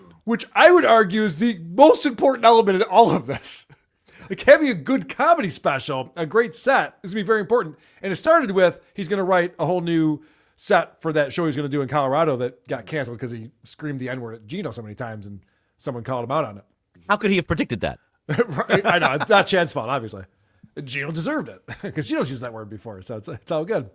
But now Chad is saying that he's going to reuse old material. He's got a couple new jokes, but he's going to reuse old material and just put together a comedy special. It's not for people in the Dabbleverse who know his material. Mm-hmm. It's for those people who aren't familiar with Kmart Ready. And he's been working this out over the last few months, he says, at open mics, Carl. Mm-hmm. At spots here and there. He's not done half an hour anywhere in a while. He's not done an hour anywhere in a while. He's done little bits here and there. I've watched specials and behind the scenes and specials when these comedians are working these acts out and they're putting an hour together and they're touring it and they're working it and they're fine tuning it. Chad's done none of this, nor does he plan to do any of this. He thinks he's got it in the bag. When you guys called him on your show, he literally referred to it as a Hail Mary. It's like, hold on a second. You've been a comedian for 23 years. You think you deserve money to record a special, and that special is a Hail Mary?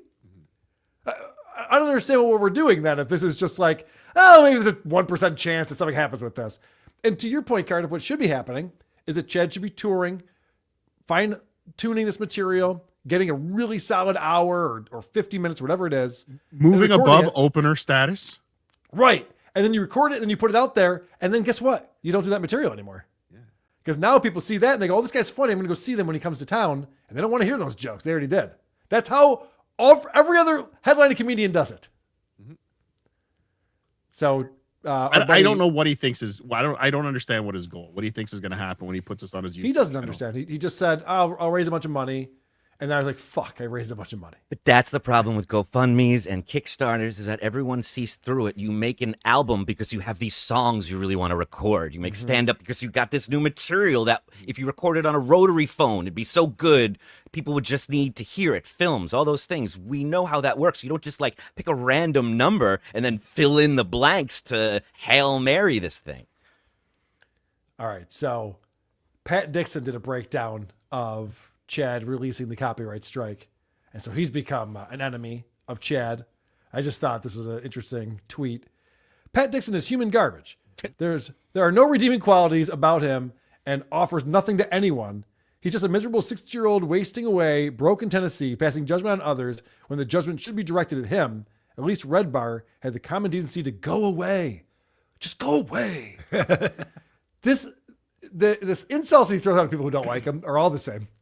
They're all just like, oh, he's a loser. He shouldn't be doing this. Nobody cares. Like, Pat's doing very well. He's building up a very solid, loyal audience. Him and Bob are killing it on their show. Pat's doing shows with Haley, Pretty Antisocial. He gets around on our channels and programs quite a bit. And Pat's very funny. And he's very funny. He's a very funny stand-up. He's great. He did the creep off roast that we hosted. Was that the one that Cardiff creeped everyone out at? Yep. Yes. That's the one. Wait, Felicia Gillespie creeped me out more than I creeped anyone out. Fair enough. So it's just crazy to me that like Chad would call anyone else human garbage when you look at his rap sheet and what he's done to other people in his life. He's like, this Pat Dixon guy's a real problem. No, Pat Dixon's just entertaining. People are enjoying it. Just because he's making fun of you doesn't change that. He punched Gino in the mouth. Right. He should be applauding. They should be on the same team with this. So Chad on his show this week had some drama happen. And I don't know if people are covering this a lot, but apparently one of his moderators banned everyone. Oh, no. Just wondering. I know. It's so funny. It's like, what are you doing? So he's just catching no breaks. And he goes on the show the next day to talk about this controversy that he's having. Again, just following the Stuttering John playbook. Mm-hmm. Yep. Like he's just 4 years behind. It's amazing. I just want to more or less just say somebody, I don't know who, I don't care, went rogue, a moderator of mine, and blocked everybody. I'm talking everyone, even like fans of the show, friends of the show. And it was alarming how many people this person blocked. Over 100 easily. And just people that I'm cool with and people that donate to the show. So, I mean, we get it. It wasn't, they were blocking them because they're being assholes and spamming the chat. They decided to fuck with you and block every single person. Even people were giving you $2 at a time. And this is an interesting thing that happened to him. And Chad can't make it interesting. I would think like, oh, wow, this crazy thing happened. There's a moderator who went rogue. What's Chad going to do about it? How's he going to come back from this? So I was excited to watch this video from Dirty Jersey Rat. And look at how boring Chad is making this. Like even something that's like interesting that happened to him, he just can't make it interesting. I don't know who it is. I know there's a lot of finger pointing going on with the moderators. I don't care. But it's not cool. It's just not. All right, man. You're the victim. Okay, cool. Good for you. He never cares. No, he doesn't care. You know, when I give out those wrenches, it's just because, you know, you guys are big supporters and you guys are fans of the show. I think you can work for free for me. You guys gave me money. Why don't you also volunteer time on top of that? And make my special. And, you know, I trust you. We have communication off air. We have a moderator chat on Twitter. And see, I'm in the paid chat right now. And this just came up. Roy Clone, I got blocked. Get rid of your mods. Now, listen, Roy's, you know, he's fine. I don't care about Roy. Roy's fine. He's pretty funny sometimes. It's very pretty. I didn't know that. I was not aware that I know everyone got blocked, over 100 people. So what I did do, Roy, I went through and I said in the moderator chat, listen, I don't know who's doing what, and I don't care. And everyone's like pointing fingers, like he said, she said. I don't give a shit. I really. Wow, what a surprise. Chad can't trust anyone. Yeah. It's amazing how people attract like people. He sounds like a politician who was asked about an issue he doesn't know, and he doesn't want to say anything wrong, so he's just kind of hanging in the middle and not saying much. Like, he doesn't want to piss off the mods, but he also knows he needs to scold them. He doesn't know how to handle this or how to feel. No. They don't. But I had to do something because this is a business at the end of the day. It's like part of my revenue stream. So I had to remove all the moderators. They're What's the other part? Yeah, right. Yeah, what's the Sound exchange. GoFundMe is what it is. GoFundMe. Rumble rants. Gone. Except for Bill from Jersey. It's my guy. So we had 10 moderators? Why does he have 10 moderators? Because he can't trust anyone. That's wild. Isn't that wild? It seems like too many wrenches he's been handing out. I think so. It's almost a guarantee to have 10 people watching at least. Well, yeah, good point. I'm important. Bill from Jersey, everyone likes him anyway. He's fair. He doesn't care. He's fine. I had like 10 moderators and somebody went rogue and went to town. I would like to blame it on a YouTube glitch. StreamYard's fault. I like to blame it on a YouTube glitch. All right. So it's just, it's boring. He repeats himself over and over again. He does not know how to make an interesting podcast. He's not charismatic or interesting. So then he starts talking about the GoFundMe. And this leads into Chad does something he doesn't even realize he did, where he's trying to call out other shows for the way they run their shows. And then he falls into the exact same trap, only worse.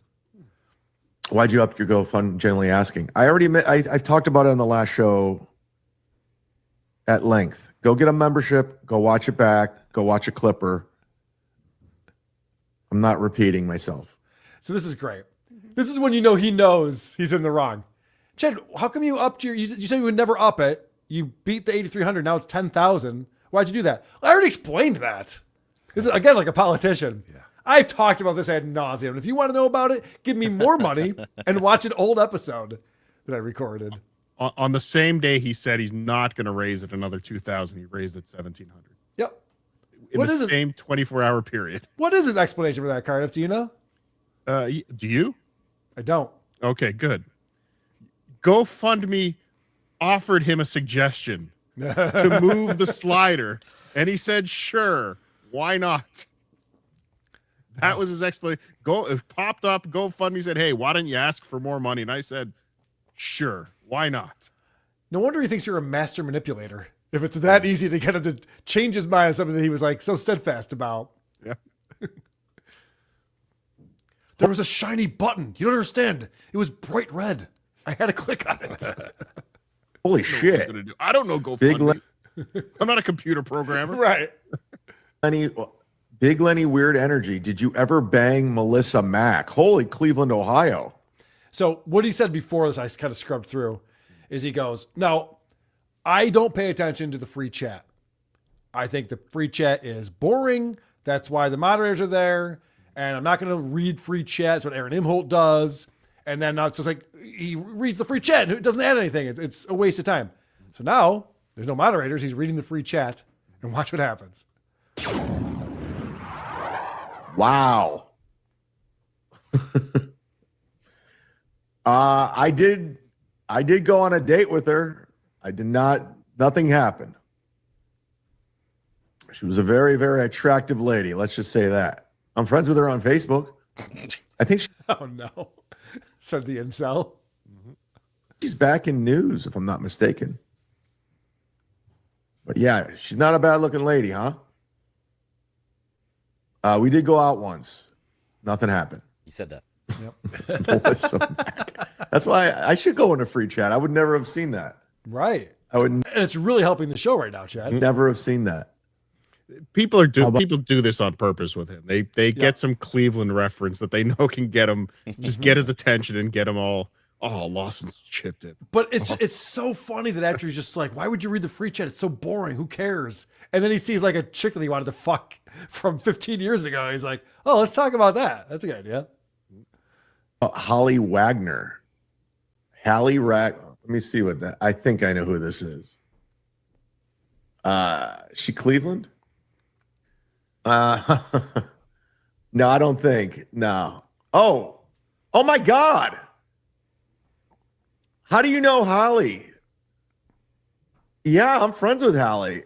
Well, I haven't talked to her in a long time. We're friends. We follow each other. Should we go? That's her. I know, right? Exactly. It's like, oh, you're having a conversation with this guy. All right, well, we'll get out of here then. Maybe she can help me with my special name. I think her last name's Good. Yeah, she was fucking a smoke show. We did some sketches with Jim Florentine.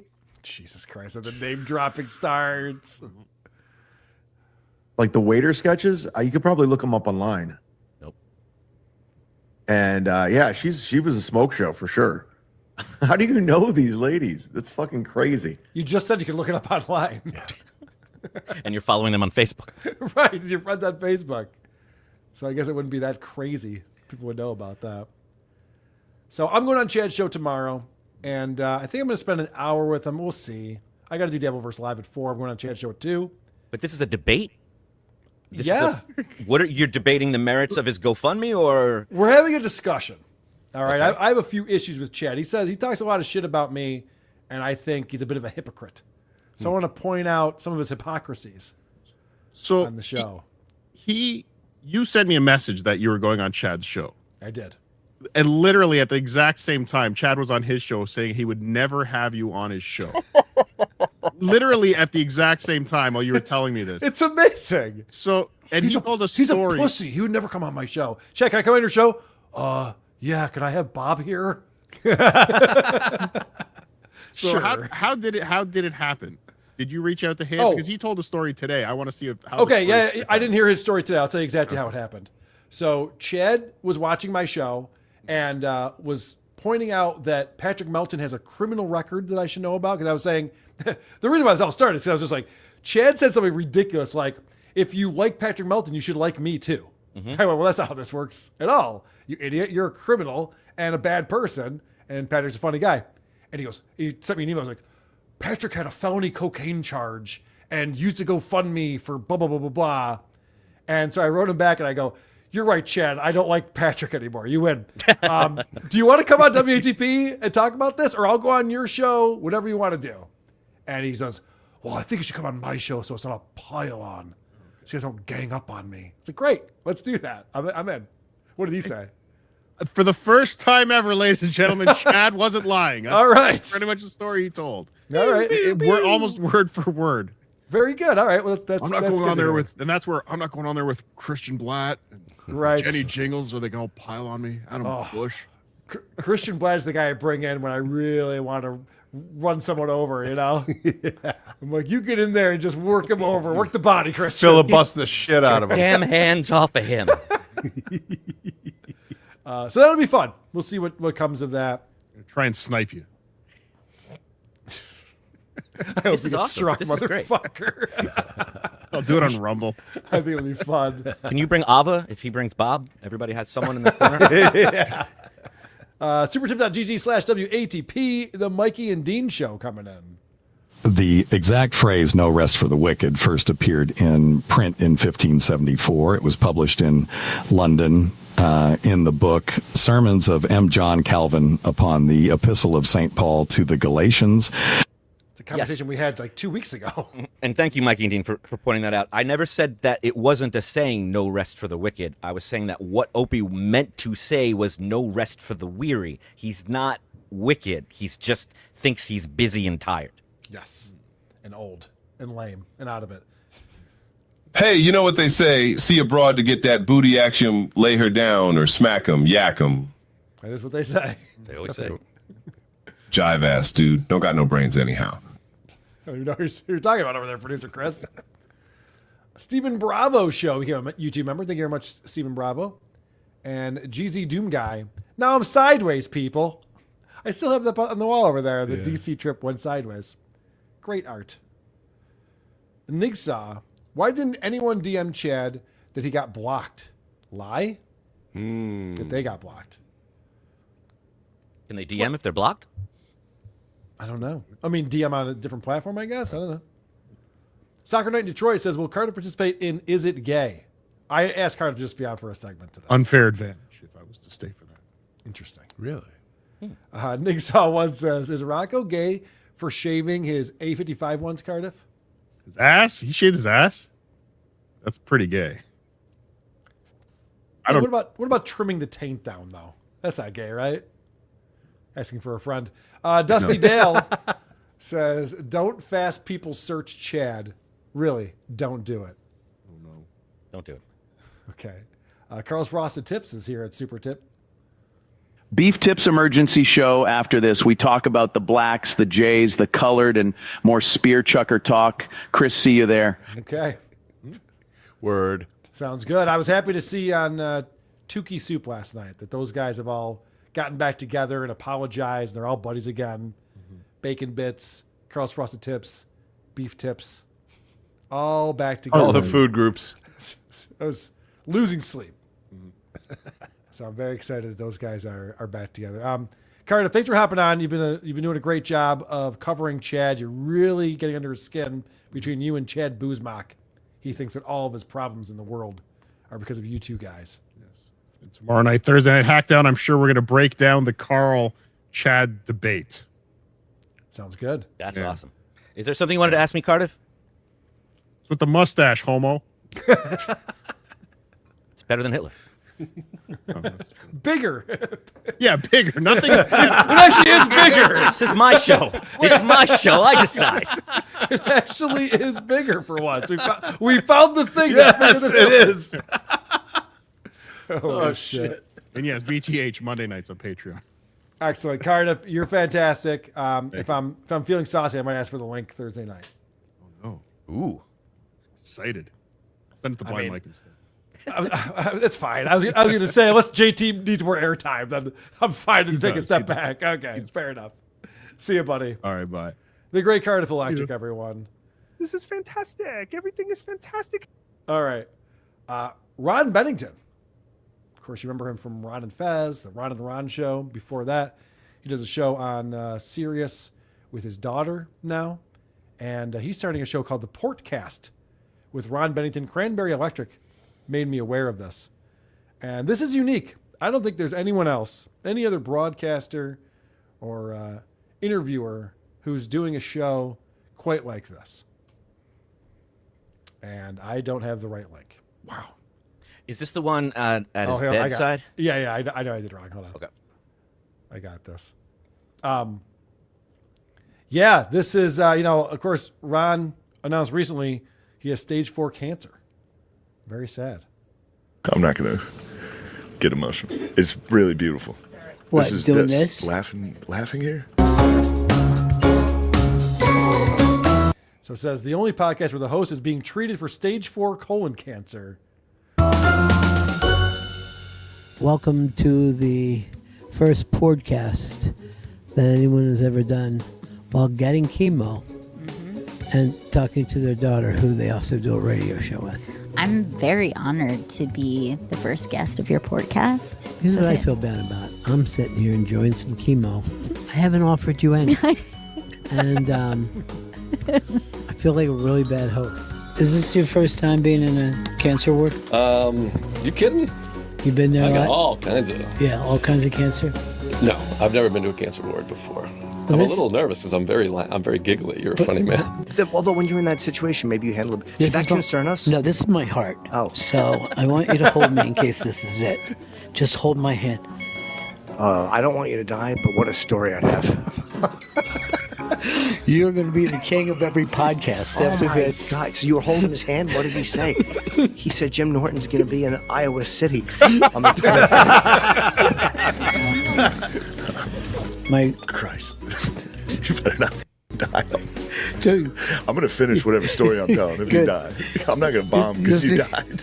No, it's too late, But this will be like one of your most famous gigs that you've ever done. He was like he literally killed. The podcast Ron Bennington, great list of comedians on there. Shane And, cries during that. He Yeah, I have that full clip. on- Nice. Yeah, I thought this was interesting because this got posted, and he does get very choked up. I can't imagine you wouldn't get emotional. Ron Bennington has such an amazing sense of humor. He's handling this so incredible. Just going right back to the radio as soon as he was diagnosed, and he's, we're all living through his treatments now with this. And that when you got fired from SNL, everybody, Yeah. came in. And I called you that night. It was the night I got fired. I was like, Ron, can we talk? You're Yeah. like, sure, buddy. And it was, you said some really, really nice things. Well, I didn't believe all of them. You know what I mean? I felt like, I'm sure because SNL being what it was. Oh, you're being so sweet to me right now. I'm glad. that, can I tell you something? Putting on sunglasses. Even if I never see you again, okay? Even though if this is it, I want to tell you I love you.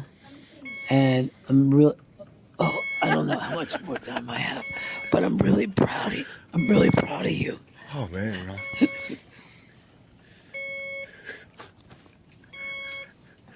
No, it does mean a lot that you came in.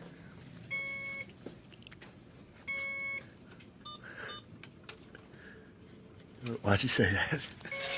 Which part? Shane get very choked up on this. So that'll be an interesting show to watch. I don't know if you're going to be belly laughing the whole time. But, you will be belly laughing about is Gallagher. We all know that Gallagher moved in with Artie Fletcher's mom and that they lived together for some time while they were doing the, was it the Bad Boys of Comedy? No, that was the We Dare You to Laugh tour. That was the Not a Chuckle in the House. Yeah. I forget what that tour was called. Joke's on You. Joke's on You. Thank you, producer Chris. And Hot Gilf 69 sent this to me. This is a local news report that happened 15 years ago. We find out the origin of Gallagher and Artie moving into Artie's mom's house. Gallagher, the comedian perhaps best known for smashing watermelons on stage. Perhaps. He's known for a lot of things, but maybe best known for the watermelon bit, I guess. Lives locally and is holding an online garage sale of sorts. New at 6 o'clock, Eyewitness News reporter Rob Hayes caught up with Gallagher today to find out why there's an urgency to unload his personal effects and what exactly is he selling. Say the name Gallagher and undoubtedly you picture this.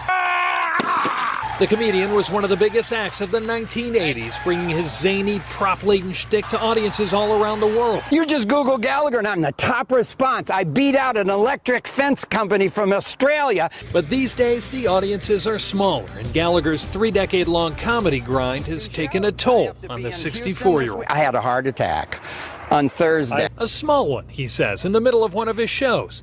But he's still booking gigs with his signature act. 3 a show for 3,000 shows. That's how many watermelons Gallagher says have fallen prey to the hammer here. But he says these days he feels like he's the one who's getting hit by a hammer. I'm allowed to say the sludge-o-matic? He has to call it the hammer? Come on, a little respect. Gallagher says his mortgage lender has kicked him out of the home he's owned for 30 years. They locked it. Oh, no. This is such a sad... I mean, he wasn't such a bitter prick. This would actually be a sad thing. Can we watch Ron Bennington some more? Can we watch Ron Bennington dying again? Holy shit. Oh, boy. 30 years. They locked it. They put a notice on the door saying I can't trespass here. That's all the problem And you're is. not You just funny. don't have cash. But you... They said my bits hack. They said the driving on the parkway thing was all right, but... have stuff. Stuff he's got to move out by the end of the month. And there's plenty to move out. I don't know. I guess there's half a ton of stuff. Or more precisely, half a ton of fun. Props and mementos spanning his 30-year career that he... I mean, I can't wait for Carrot Top to go bankrupt. This is fucking awesome. Like, what would you do with any of this bullshit? Well, if you ever saw it at a theater in Branson, Missouri, they would love this. He's now hoping to sell. And you get to do this, which is so much fun. Somebody will want this. Isn't that weird? And the kids love this. This is Americana. This is stuff, it's in my videos. Tough times or not, Gallagher's still out there making people laugh with acts booked through the end of April, according to his website. And this is where he says fans looking to pick up some of his props can get hold of it. I'm afraid when I'm gone on the road that they're going to throw it all away.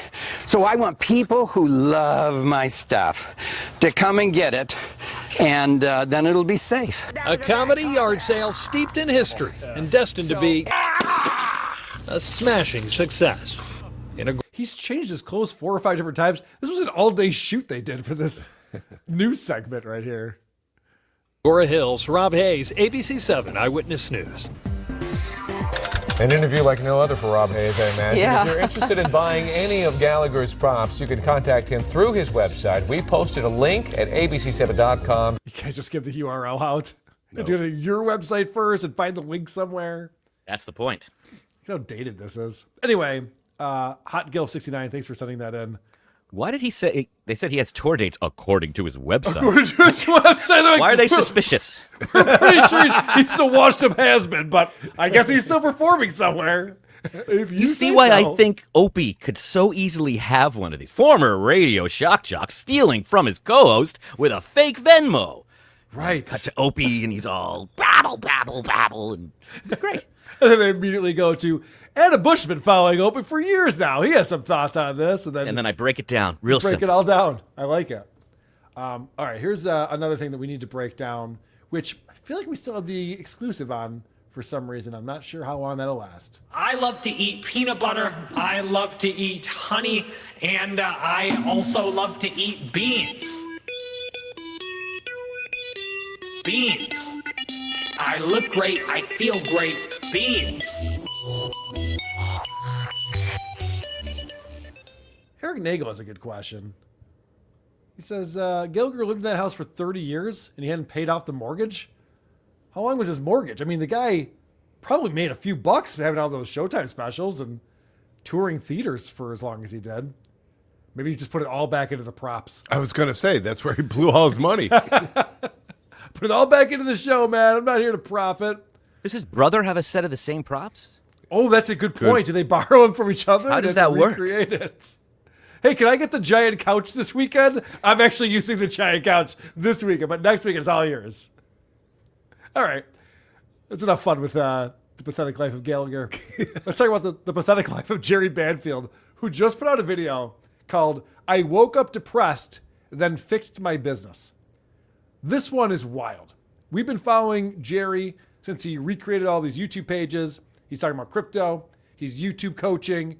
He's putting out episodes about his debt, how he's going to get out of his debt by just making $10,000 a month someday, maybe, hopefully. He's talking about crypto. He's talking about dating. So this episode, he's finally figured out this school thing that he's doing, SKOOL.com. Yep. It's not working out. Oh. What? Remember he got that one person to purchase a year membership? Yeah. And he's like, this is it. It just takes one. And now it's go time. I don't think that people are signing up for his thing. Because remember how confusing it was, what you get? Yes. You like DM with them and it'll get back to you. There was a one-on-one 30-minute call, but that's only for the first 25 people who sign up for it. And then you can also get his Chat GPT that's trained in his old videos and books. And then you get to fuck him. Whatever you want. Right. I mean, it was the weirdest offer I've ever seen. So it seemed like it was confusing, and Jerry's been depressed about that. It's not going well for him. Don't tell me he spent that money. I think it's been spent. Oh, boy. And so this is Jerry's new business plan. Finally, he's got it figured out. I woke up so depressed yesterday, and within 24 hours or so, I've got a massive fix in for my business, which you might already see it right here if you didn't notice it already.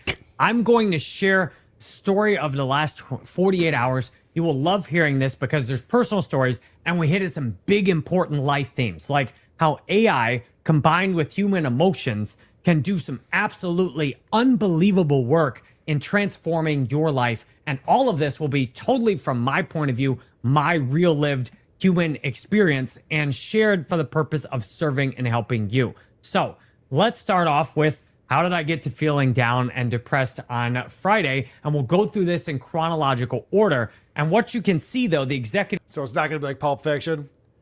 We can't see you like skipping down the road and then this wasn't always my life. I guess that's not what Pulp Fiction does. Never mind. Summary of talking with ChatGPT Pro, which is God level. I accidentally blew through all of my Pro messages when I started this, and it said I needed to wait a week to get more messages. Can we pause it right there? I just did. So he's signed up for ChatGPT Pro, which is God level. Mm-hmm. These people all think they're talking to God. Yeah. I'm seeing this more and more. This is getting scary now. I'm seeing with a lot of content creators where they're just like, yeah, so I gave ChatGPT a couple $100 and it's the smartest thing that's ever existed. It's totally fixed my life. Okay. Let's get how many E's are in 17. I bet God could answer that correctly. See, though, the executive summary of talking with ChatGPT Pro, which is God level. I accidentally blew through all of my Pro messages when I started this, and it said I needed to wait a week to get more messages. I'm like, nah, let me just get that $200 a month plan. I'm now spending $400 a month on AI right now. So what ChatGPT is good at is taking your money. Upselling, apparently, is what it's God level and upselling. I can give you the answer to anything you want. I can explain why we're here, why life exists. But that's the $600 yeah, a month level. I'm afraid you're out of messages. Yeah, so you're SOL, my friend. And I've simplified. ChatGPT helped me see when I talked with it and told it everything about my business. It helped me to see I need one offer, and my one offer should be a one-on-one call, and it will look just like this. And I'll circle back to that entire full story too. So this is wild. I'm shocked that he's given up on this so quickly. He had this whole business model. He was so excited about it. He's pumped about it. And now he's decided, ChatGPT has let him know that really what he needs to have is just a single offer, which I said that before. I was like, I'm not God level or anything, but I said it's a little too confusing. You're trying to offer too many things. I can't even tell what's going on. You got to be more succinct with your messaging. And so now if you go to his website, it's completely different.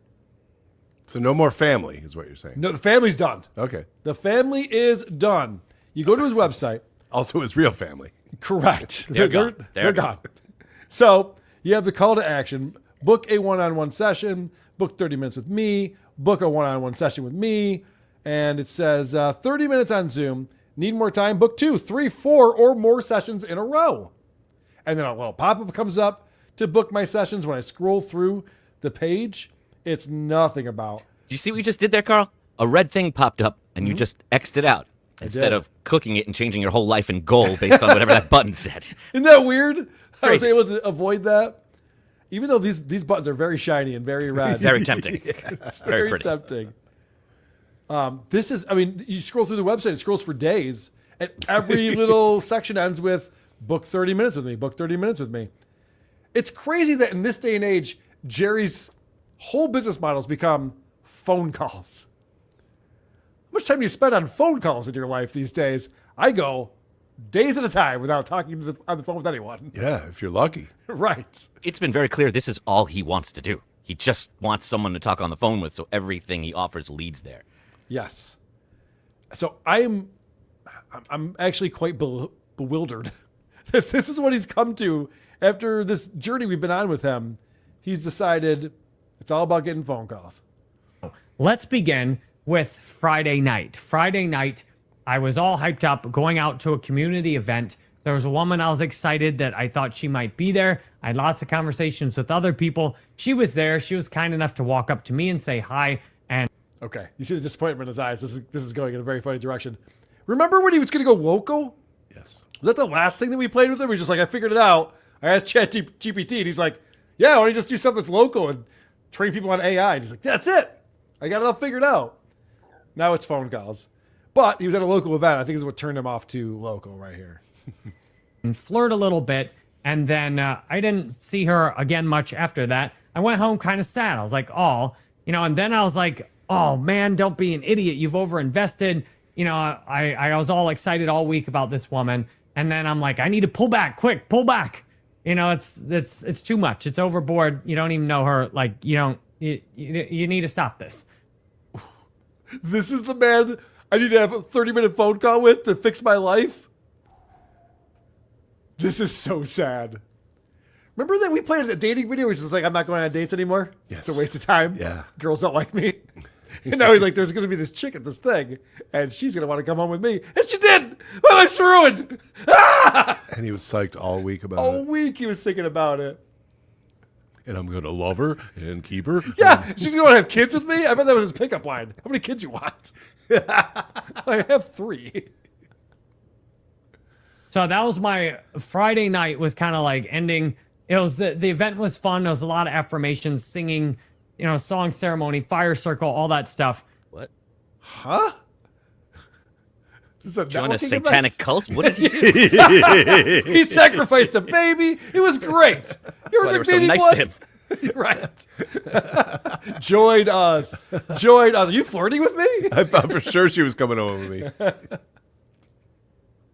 And then I came home and I was just kind of like a deflated balloon. I went. Wait, hold on a second. He is in St. Pete's. That's not far from Clearwater. Is he one of you, Adam? Is he one of yours? I have not seen him at the meetings. Okay. Good answer. Went to bed. Yes, Roland says abort. Roland and J-Babe, nice to see you. My dedicated fans. Thank you. So I woke up Saturday morning in the Shitar. The Shitar. Sounds like a country in the Middle East. The Shitar. That's offensive. Like, well, no, there's a country named Sitar or something like that. Or guitar. Sitar? This is what the phone call will sound like. That's an instrument, not a country. Holy shit. Fuck, I don't know, bro. So I wake up and I'm just like feeling drained, like just like all the life's been sucked out of me. And at the same time, what was still in me is semen. Plenty of that was in me. Life gone. Sperm tons. The ex-wife has been gone all week with the kids on a family trip that I used to go on, and this is my first year not going. I've been. Oh no, this is getting rough right here. I have to hit this again. I still want to know why he woke up in the bathroom. I think he was in a shitty mood, is what he was saying. He didn't wake up in the shitter. Oh, but interesting though. I mean, I've woken up in the shitter before. That was a bad night. Yeah, but he doesn't drink like That's you. what I mean, right? And so busy all week with doing work, cranking out live streams, thinking about how do I get my business to really crank to the next level. Or any level. Yeah. What's the next level? 1? The lower level will be fine. Because I'm so happy. I've made like 1,500 in the last month after starting off like 100 and some days ago, like less than 110 days ago, from zero, not making any money, up to 1,500 this month. I'm so grateful for all of you, like Roland and J Babe, that have been watching the videos that have been making that happen. So I woke up, I'm like, man, I know I need to make advances, but I don't know what to do. I'm like, I need to. Just talking about this chick they didn't hit on? I need to make advances. Come here often? The cult? Yeah, every Friday. You know, I made 1,500 the last month. You know that my rent's 3,000. Get one offer. I need to kind of pull everything together better. Yes. And I'm not sure what to do. And I'm like, but I'm going to ask AI about it. That's when I ran my ChatGPT Pro out of messages. So yesterday morning, I went to my AA meeting, which is my new home group, the only one I'd been to in the last week, which felt great. Met my sponsee there. We had a nice chat. And then I went. His sponsor's like, have you considered drinking again? Yeah. At this point, who knows? Maybe it's the right thing for you. I got you a gift. Did you like Blue Label? Why does he think being a life coach, you're supposed to complain a lot and talk about your own problem? He's going about this the wrong way. Also, he's like, I want to be your life coach, and when I need advice, I go to ChatGPT. Yeah. Pro, right. It's God level. Good when point. I'm not at AA. Went to 10 a.m. yoga right afterwards, and I had a great cry on the yoga mat, like snotting all over that bitch, like just handfuls of snot. This man is a disaster. Holy shit. And you're having trouble meeting women? Sir, you have to buy that mat. Hey, buddy, what's your secret? Holy shit. For $96, I'll tell you. Coming out, and it's a hot yoga, so it's like it's just a disgusting environment. You know, there's sweat coming out all over, and then my nose is, crying all over the place. I'm just like feeling so single and so just down. Like, what am I doing? I don't want to ever get excited about a woman like this again until she gets excited with me. And he never did. That woman broke his heart. And she went over and flirted with him when he first got there. It wasn't enough. Look, Jerry, it's been 25 minutes. Can I tell you my problem now? Because we only have a half hour. Yeah, right. Well, you can buy more, and it's on the website. Oh, okay. I'm not done snotting yet. Why is this a video call? I do not want to watch you snot all over the yoga mat. Just feeling all the feelings, feeling that pain, that loneliness. Happiness is a feeling. So not all the feelings, then, Jerry. Loneliness, that confusion also. Mm-hmm. And then there's this woman I found very attractive in front of me, probably 20 years younger than me. And she was all friendly and shit. And I'm like, no, I'm so fucking depressed right now. I'm not acting. I'm not trying to put on a fake ass smile for you. I just gave her like my sad eyes, and like somebody just kicked me in the ass face. Jesus Christ, you're just being polite. You're in the same yoga class. And you're crying next to her. Yeah, so she's just like, hey man, you okay, buddy? No, I can't let you into my life right now. Is that your mat? Here, shake. Jesus Christ, this guy is a train wreck. Oh man. And she like smiled at me the first time. I didn't react at all, and then I intentionally tried to look sadder the second time. Oh. You make me laugh. Oh, Jerry, that's a good strategy to get women to approach you, isn't it? Well, just look up Jerry Banfield dating and see what we're doing there. You look like you have something to say, Carl. Batman villains.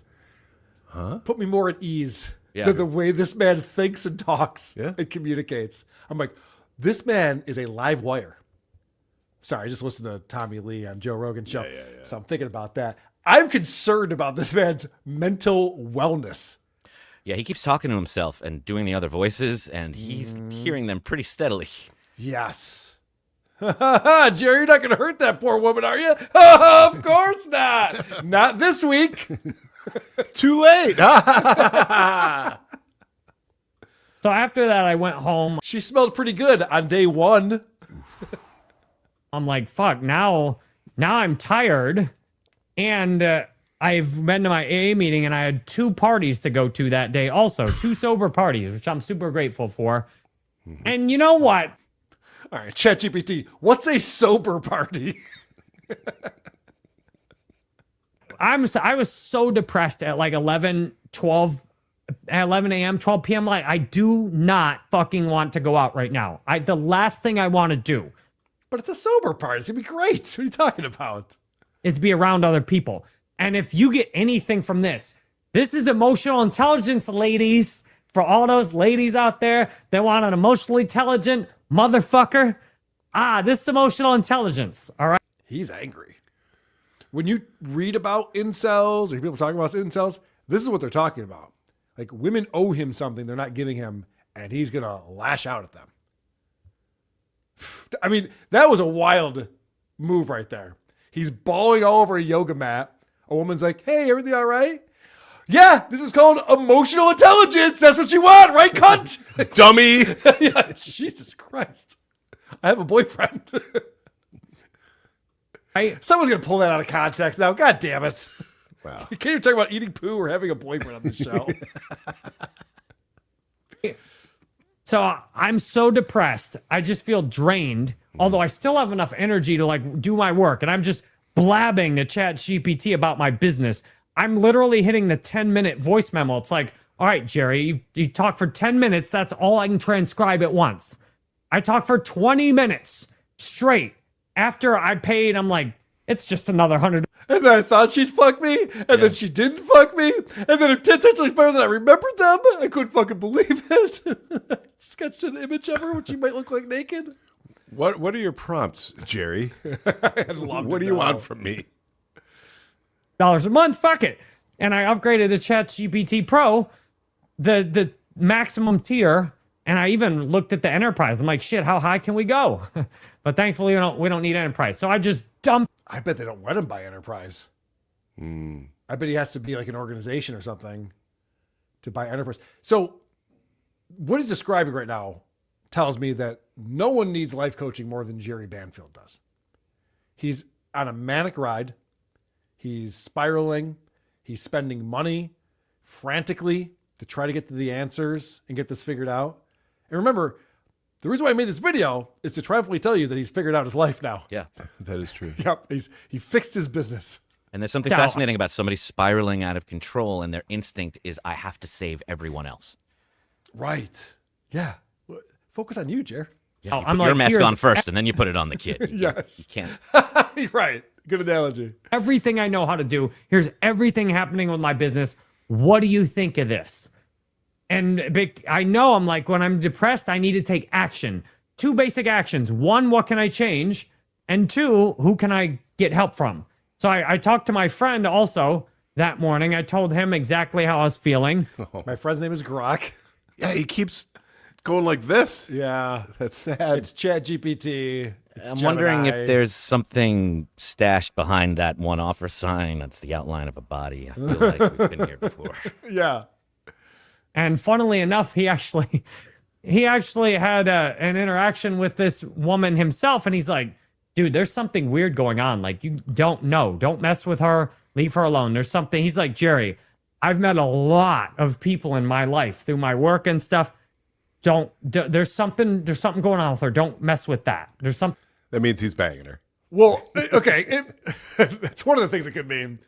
The other thing it means is like, dude, you don't even want that chick. She's a lunatic. She's nothing but problems.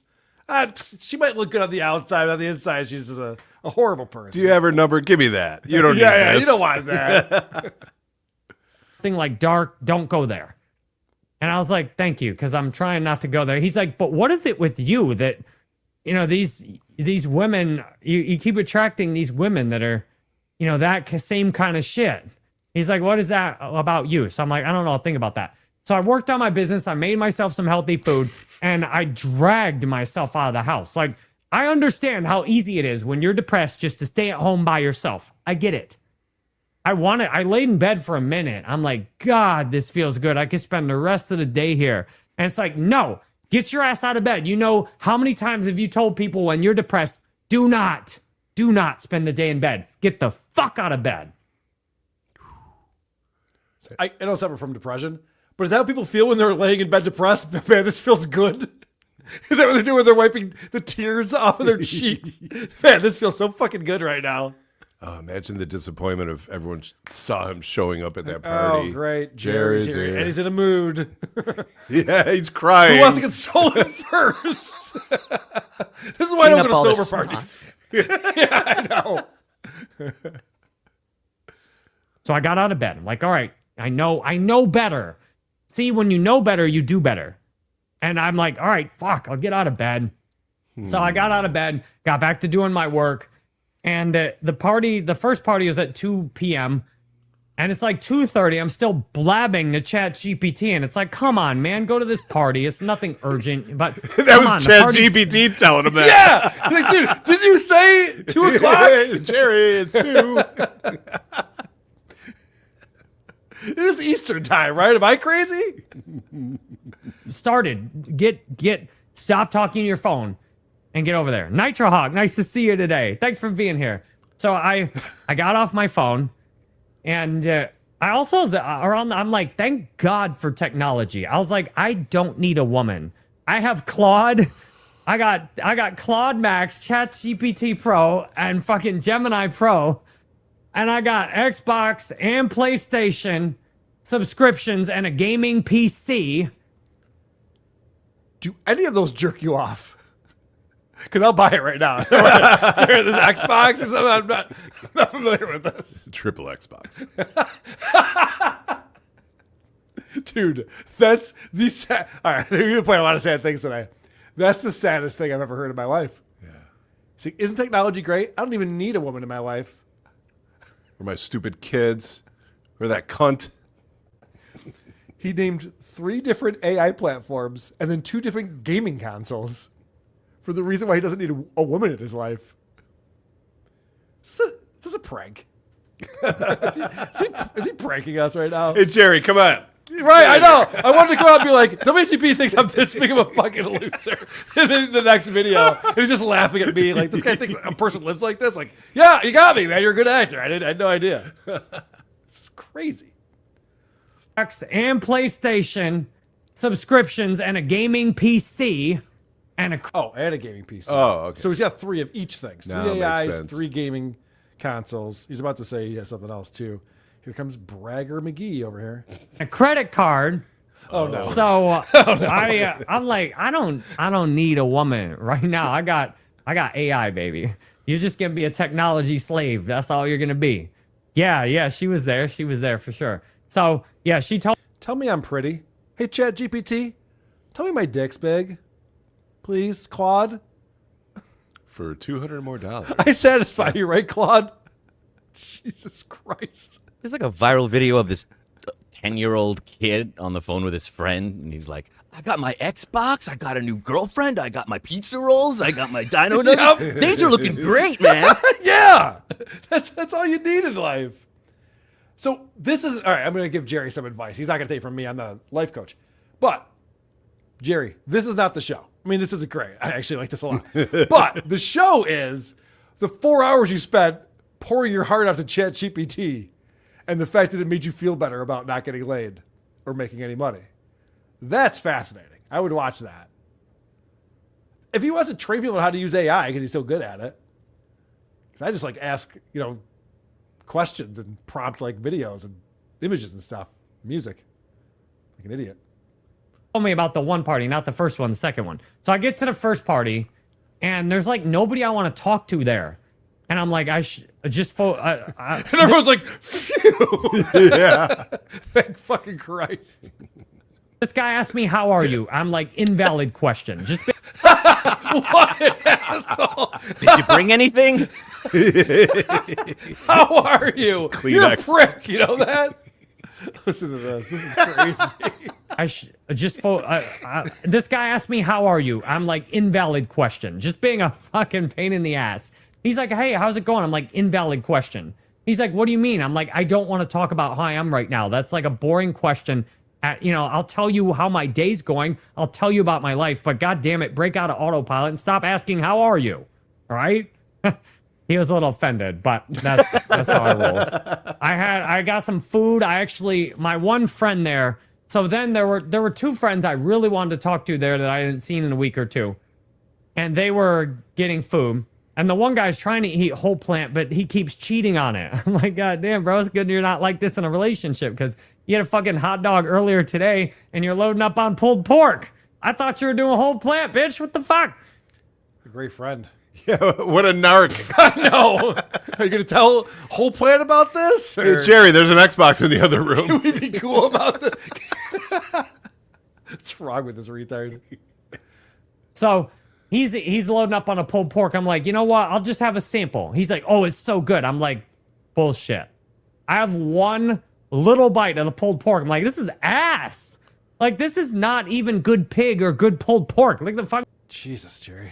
All right, there's no satisfying you. We got it. Let me scrub a little bit because I think it gets into the business model and why he came up with this, or ChatGPT came up with it, or something. But yeah, you could watch this whole video. It's wild. We're watching a man spiral out of control. Since most of my subscribers most of my community, my viewers, my subscribers, the people who see my videos don't watch most of my videos. And that's fine because I put out a shitload of them.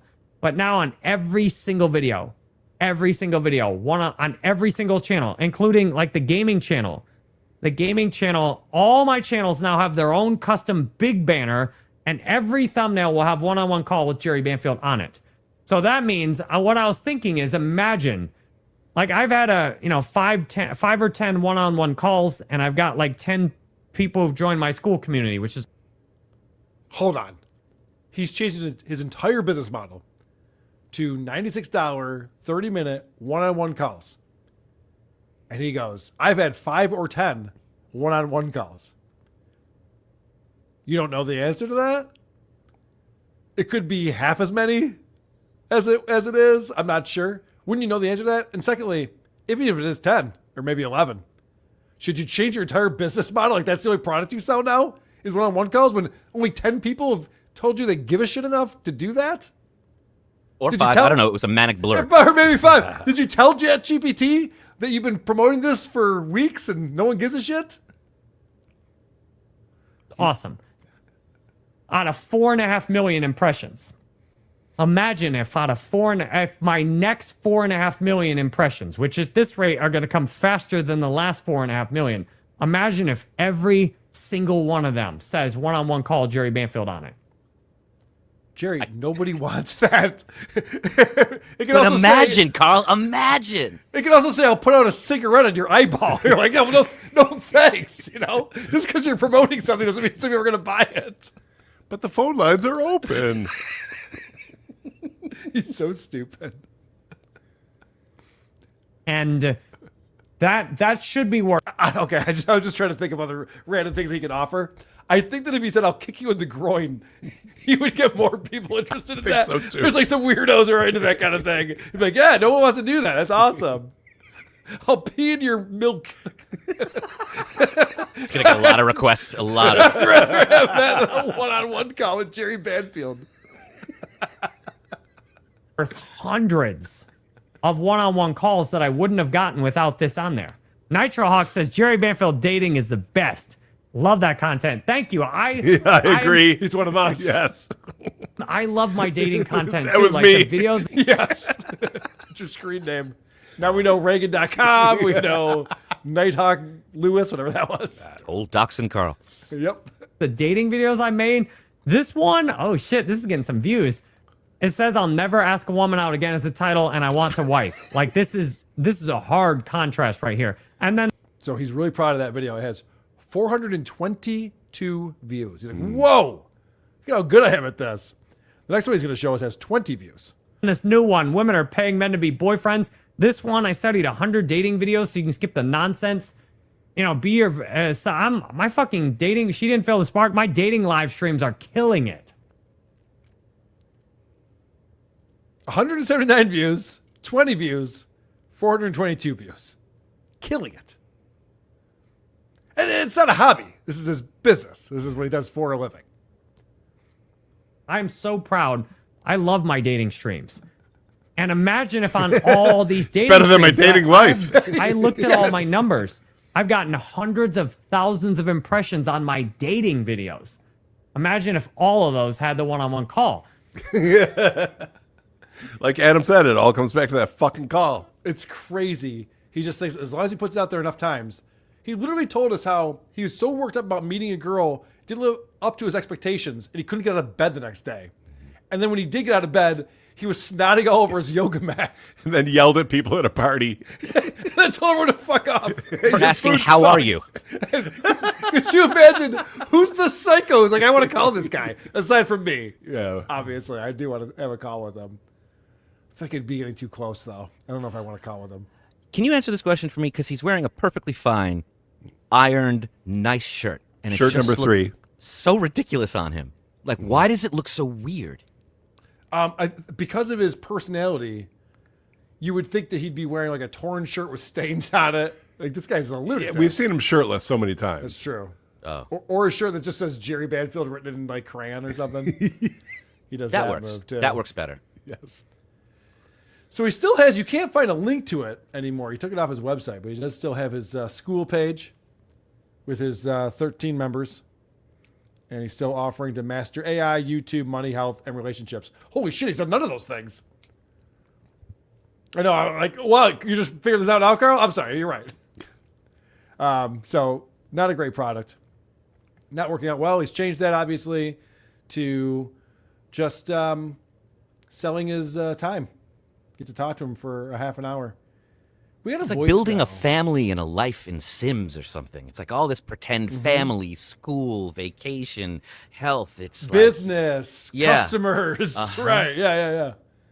It literally, as Tim Dillon did a bit years ago, fake business, where he started the business like, yeah, it's a fake business. You could, give me money. He made products and all said fake business stuff, and he made a shit ton of money because that was the joke. I was just like, it's a funny joke. Like, Jerry's doing that, but he's doing it like earnestly. Yeah. It's like sincerely like, hey guys, I'm pretending I'm an entrepreneur. Give me money. And they're like, no, definitely not. Well, just like Stuttery John shouldn't lie about his age being younger, he shouldn't call that a business. This is my hobby. Right. Then it's more impressive. Right. I just do this for fun, guys. Yeah.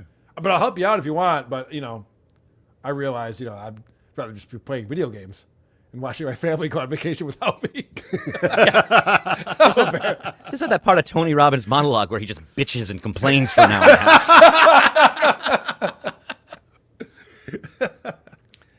Oh, you want that woman? Oh, you want that job? Oh, you want that house? Sometimes it doesn't fucking happen. Like, what seminar am I at? How many of you had hard time getting out of bed today? Yeah, Jesus. All right. I got a voicemail that came out. Hey, Carl. Kenny from Canada here. Listen, I've got to say I'm loving the Jerry Banfield content. It's great to have him back. Hey, do you still happen to have that song that he did? Right at the end of his last YouTube endeavors, he was doing all those songs. And the one was about the girl that he met at the yoga class and how he was, like, falling in love with her and all that. Yeah, just wondering if you still happen to have that. And also, do you think that may be one of the reasons for his divorce? Anyway, call me back. Bye. I did find that song. Someone else put it up on a YouTube page somewhere. And I remember this is a banger. Let's check it out. Hey, yo, Jeremy, your boy got yoga getting off on Tuesday. Got your girl in the front, she juicy, yoga getting off. On Tuesday, got your girl in the front, she juicy, yoga getting off. On Tuesday, got your girl in the front, she juicy, hit the yoga mat. Every day on the grind. Met this chick, man, she's so fine. Had a thing for her, yeah, she was divine. Her attention on me felt like sunshine. 5 classes deep, then our eyes met. Felt like an explosion, a silhouette. Talked about life, laughs we shared. But deep inside, I was scared. Decided to switch, couldn't see her no more. Her face when I said it, man, it tore. She was hurt, I could see. But for my wife, I had to be yoga getting off. On Tuesday, got the girl in the front, she juicy. Dude, this is the guy who falls in love immediately. This is the problem that he's having right here. He wrote a song about this. This girl was pleasant towards me and had a conversation, so I was like, I gotta get you out of my life. My wife is not gonna like this. He fell in love with Chat GBT. That's true. Oh, you like money? Do you want more money? It wouldn't let me give as much money to it as I want to give it to it. He literally said that. Uh-huh. He's like, well, what if I was at enterprise level? Like, well, that's for Microsoft. Not for Jerry Banfield. And real businesses. Yeah. And I feel like we played this music before you joined WTB. Do you remember any of Jerry's music? I do not. It is a dope beat though. It is. And I got to say, what's different about this song, a lot of the other music he put out, he wrote the lyrics ahead of time. Yeah. No He's shit. not freestyling. His freestyling is miserable. It's brutal. It's almost like he's a dumb idiot. Yoga getting off. On Tuesday, got your girl in the front, she juicy. Yoga getting off.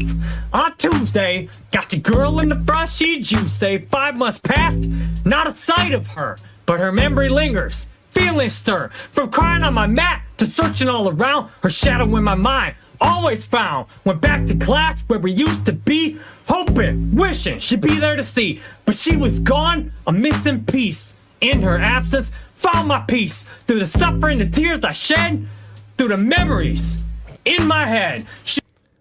This is a story about a guy who fell in love with this hot chick at yoga class, decided he couldn't handle it, got out, and then immediately was like, well, I got to find that chick again. Yeah. And went back and cried on the mat because she wasn't there.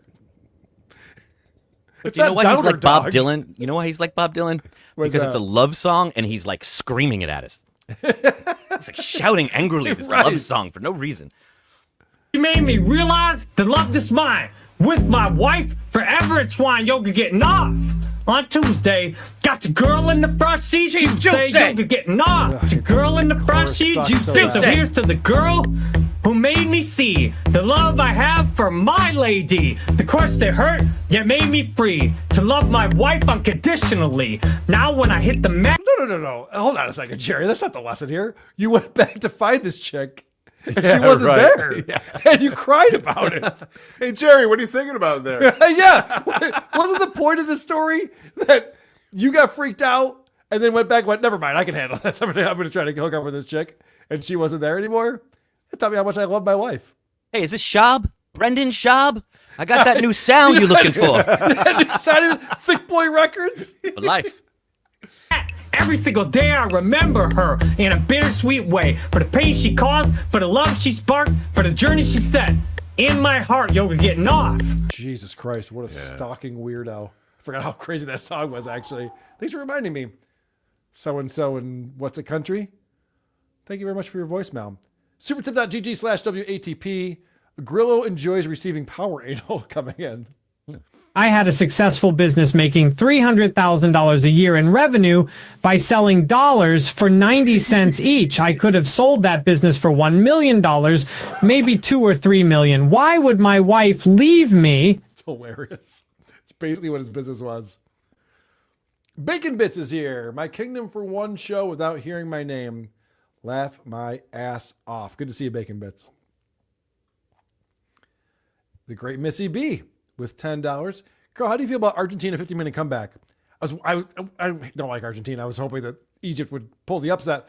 The only good thing about my travel yesterday is I have to watch the entire first game on the plane and then the entire second game in the airport. So because I was stranded places, I got to watch a lot of soccer, which was exciting. But I was definitely pulling for the upset. It was an amazing comeback, though. Mostrote says, Chad Special should be a Dabbleverse event. Invite only nice trolls to record from their table and send Chad the video to make outtakes of insults from dabblers. You know, there's two ideas here. One is that Bon Jovi video for Bad Medicine, where they decided like, hey, we'll put on like this rock concert video like all the hair bands were doing, but we'll give the cameras to the audience. Mm-hmm. You guys film what you want to film. Then they put together this music video where it's like guys and their buddies like, hey, look at, we're filming. The other one is when you go to a wedding and they put the cameras on the tables and they let you just like, hey, you be the photographer. And you go immediately to the bathroom and start taking photos of your balls. What I'm saying is, this would be way funnier than anything Chad would do. You should definitely let the audience handle it. Sputtering Brain Melendez says, ChatGPT was right. Jerry needs to go local. Jerry can make millions as a local author selling books locally in St. Pete. I'm sure he got that idea from ChatGPT as well. Sputtering Brain Melendez. Stuttering John's new job is God AI giving advice to Jerry. Could you imagine? Get yourself an ill-fitting button-down shirt first. I am an intelligent robot. I'm not a has-been from the Howard Stern show. All right, speaking of has-beens, let's check in on Opie.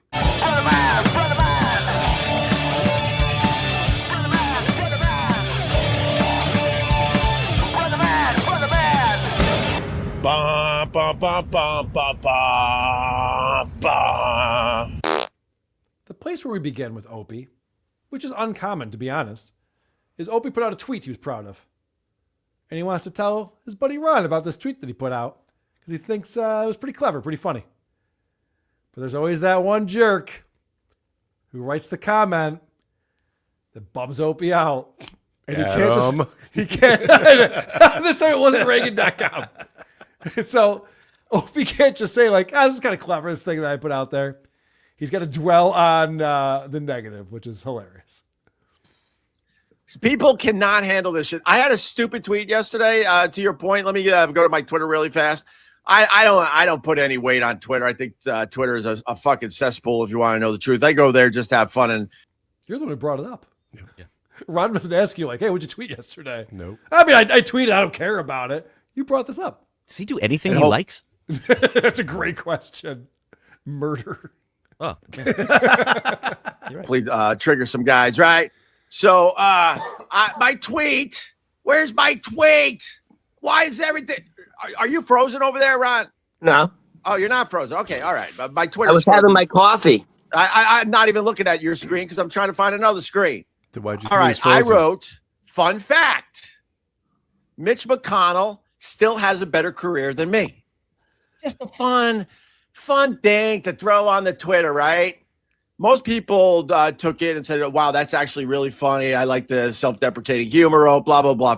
Great. End of story, Opie. Yep. Congratulations. Good job. It's topical. It's self-deprecating. Everyone thinks Mitch McConnell's been brain dead for years. It's very funny. We love it. All right. Oh, there's more? Oh, shit. For the most part, I got praise for that tweet. Not that I'm looking for praise from Twitter. Oh, my God. Ron didn't bring up the word praise. No, Ron hasn't said anything. This is so great about He's frozen. This guy, Craig, this says everything you need to know. Craig goes, have you tried not being an asshole, Craig? Kind of funny. It's kind of funny. That's kind of funny.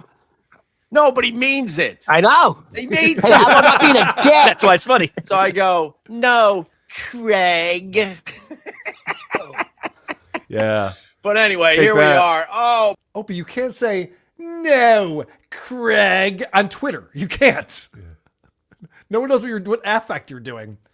That was hilarious. I've been on the exact same thing that you did, Adam, where Ron's going, oh, it's kind of funny. It's kind of funny. Yeah. He goes, no. He actually means it. He says, yeah, no, I know. That's why it's funny. Yeah, that's why. That's specifically why it's funny.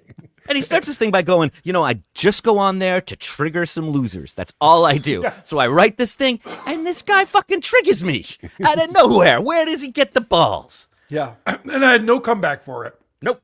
That's the craziest comeback I have ever heard. No, Craig. He's proud of his no comeback. I don't know how many O's there were in the word no. Maybe it was hilarious. Oh, yeah. Found the right number. It was said funny. Okay. We know that Opie's been asking for money through PayPal. Ron's been begging for money through his Venmo. Opie decides, fuck it. We got to try something different. We got to figure out a way to start making some money on this show. true. Vodka. Oh, by the way, if we got our, I got my PayPal scrolling across the top, and there's Venmo, Ronnie. I'm going to tell you flat out. I didn't tell you before the show, Ron. If we don't make $100 today, I'm taking tomorrow off. Just taking tomorrow off. I'm taking tomorrow. We'll be taking tomorrow off, dude.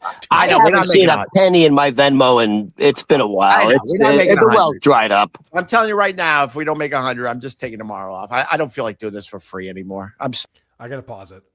This is so frustrating. So a couple things. First off, This started as I need $2,000 for dental work. Yep. My tooth is broken. Mm-hmm. Now he needs $100 a day. Yeah. Or it's not worth his time.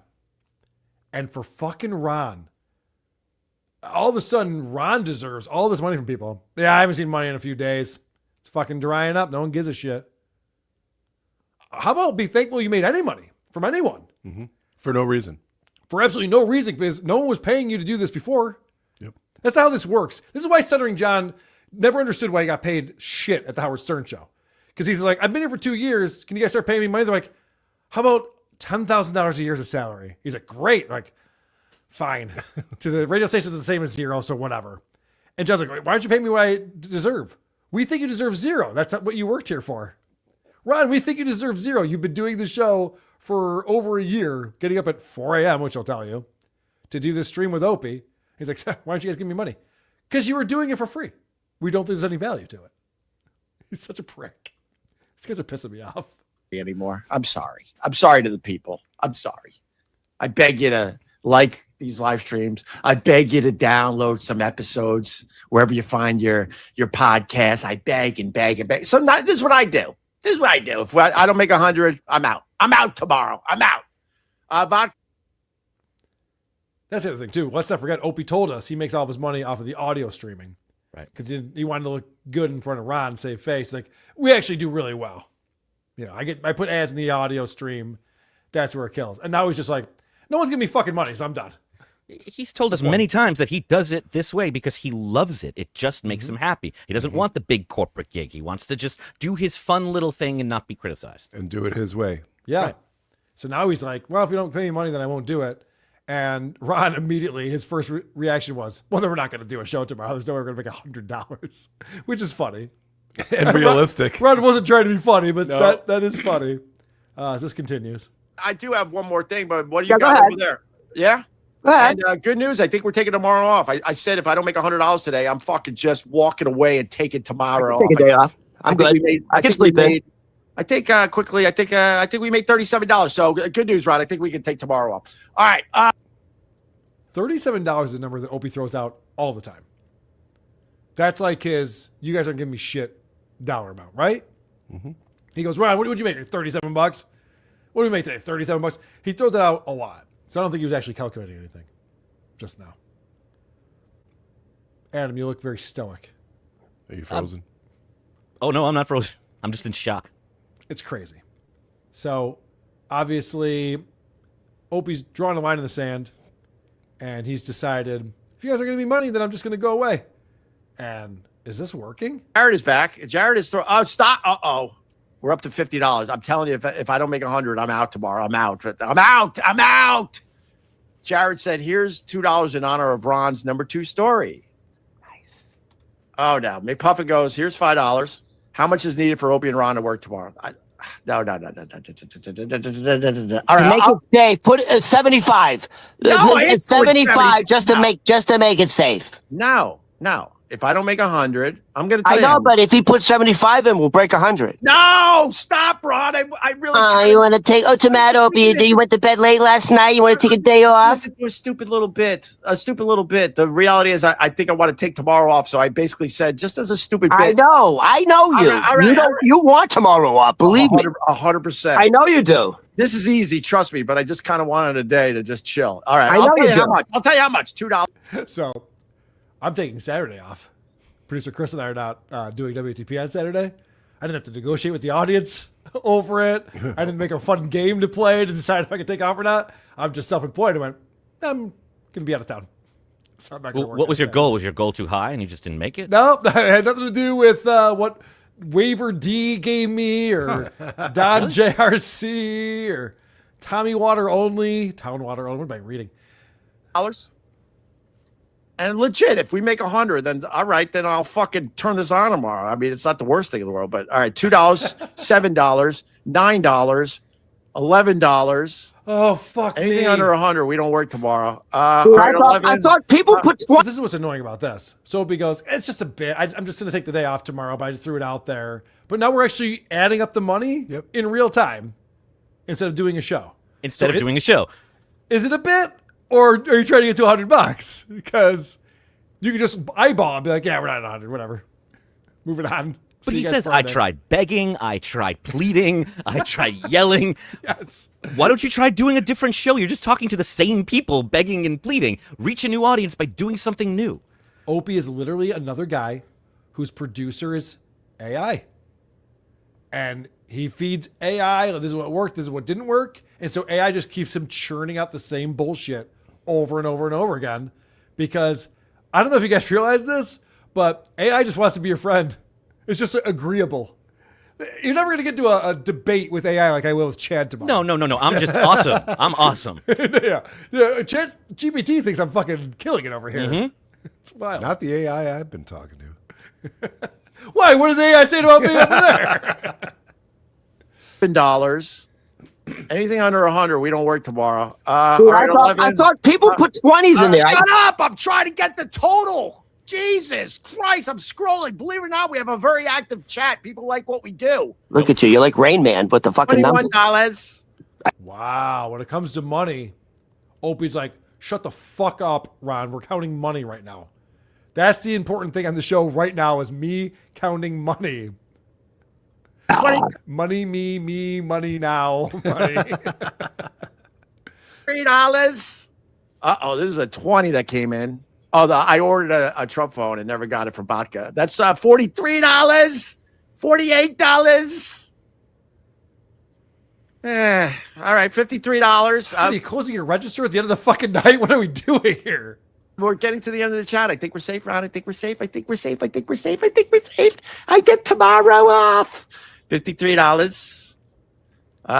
No one is. All right. $55. I know this is boring for people. Hold on. No shit. $60. Tommy Chesh, thank you for the $5. It's like the fucking, it's like the Jerry Lewis telethon. 62. 67. Go to the big board. Are we working tomorrow? Oh, we're working. He does. Oh, look at the face. Oh, you have to get up tomorrow. Oh, you're frozen.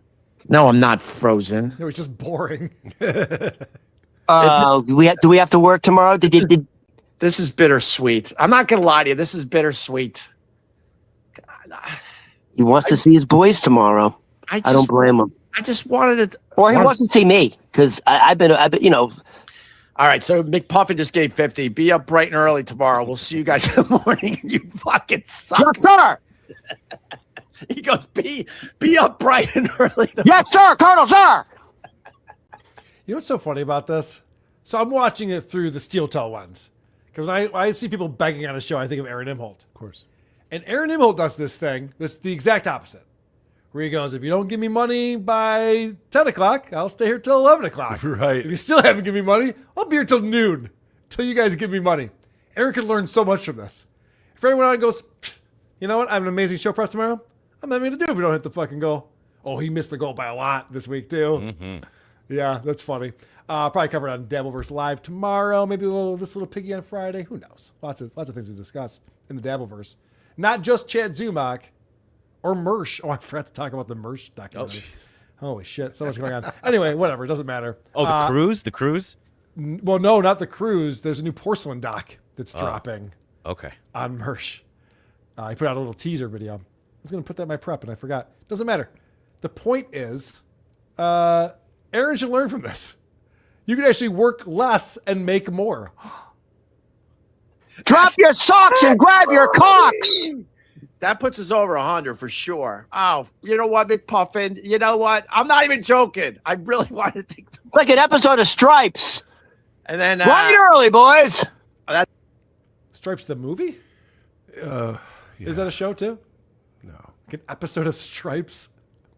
There was one episode. It was very long. It's just that one episode. Right? One big Seemed long like two episode. movies squished together, if I'm being honest, but just one. Remember that McPuffin wrote "Be up bright and early," and Opie thought that was so funny. He was cracking up. Remember that for later. All right, yeah, we'll see you guys in the morning. Yep. That's a funny line though. Be up bright and early tomorrow. We'll see you guys in the morning. Sir.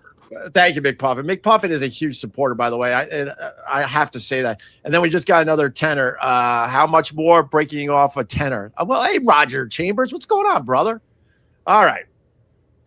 Drop your socks and grab your cocks. We're on tomorrow morning, boy. You said that one already, Ron. That's fine. It's bittersweet. We just made over 100. We don't make over 100 on a daily basis. You know what? Right? You know what? Yeah. If we want to get the numbers up, speaking of socks and cocks, Yeah. we should do a Red Hot Chili Peppers and just do the show with a sock on our cock. Jesus Christ. Speaking of, you're the only one talking about it. So Ron took his shirt off the other day when he had that horrible shirt from Target on. Is he feeling himself now? Like, he's feeling it. Did he get compliments about his titties or something? He's like, you know what we should do is we should pull our dicks out. And Craig's just like, all right, relax, man. I think he's feeling competitive with Tony P. I think so. I think you're right. Tons of people pointed out that he's definitely getting Venmo money because he's shopping at Target instead of Walmart. Oh, buying button-up shirts. Yeah. La-ti-da. I don't even have button-up shirts. Made of fabric. He had a flat screen TV mounted. I think Chad's in the chat. He'll get that reference. All right. I've had that TV for a while. I just didn't want to mount it on the wall until my GoFundMe succeeded. The guy from my karate class put it up. All right. Where are we going next here, Adam? Oh, sorry, I I put don't you on know. the spot. Yeah, I have no idea what number Clip you're up to. number 5. So again, complaining about the Ron's Venmo. He's not making enough money. Oh, yeah. He needs this money that Opie's now making. No.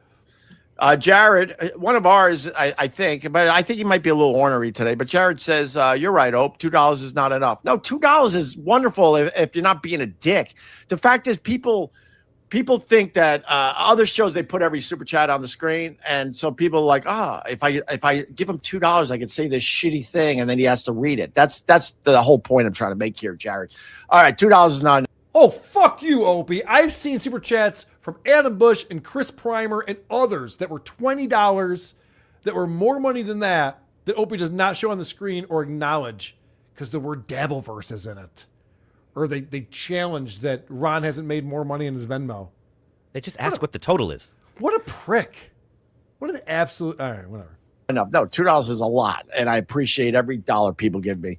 Here's a $5 super chat for you boys. Also sent Ron a $100 Venmo 2 days ago. I don't know why he's complaining. Ron's not complaining. He sure was. Ron's not I'm complaining. not sure. Did I get $100 2 days ago? I don't know about that, but maybe. All right. But if you did, thank you. But I don't think so. The well's been pretty dry. Right. But so the congestion pricing, the ambulance time is down. Ron, either you did or you didn't. What the fuck is this like? Oh, maybe I did.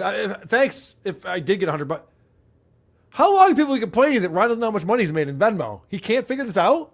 Did you see how Opie changed the subject immediately to congestion and gas prices? Is there a possibility that this is all a bit, that they're saying we're going to do the opposite? They hate me so much that I'm going to make them pay me, threaten to not work, and then they'll pay me to do what I don't want. And if you just keep complaining that you're not getting any money, they'll keep sending you money. Is this what they're doing? Is this a bit? They're not smart enough for that. I've been watching this show for too long, Adam. They're not pulling the wool over my eyes, I don't think. I think Opie's either stealing the money. Ron has no control over his own Venmo.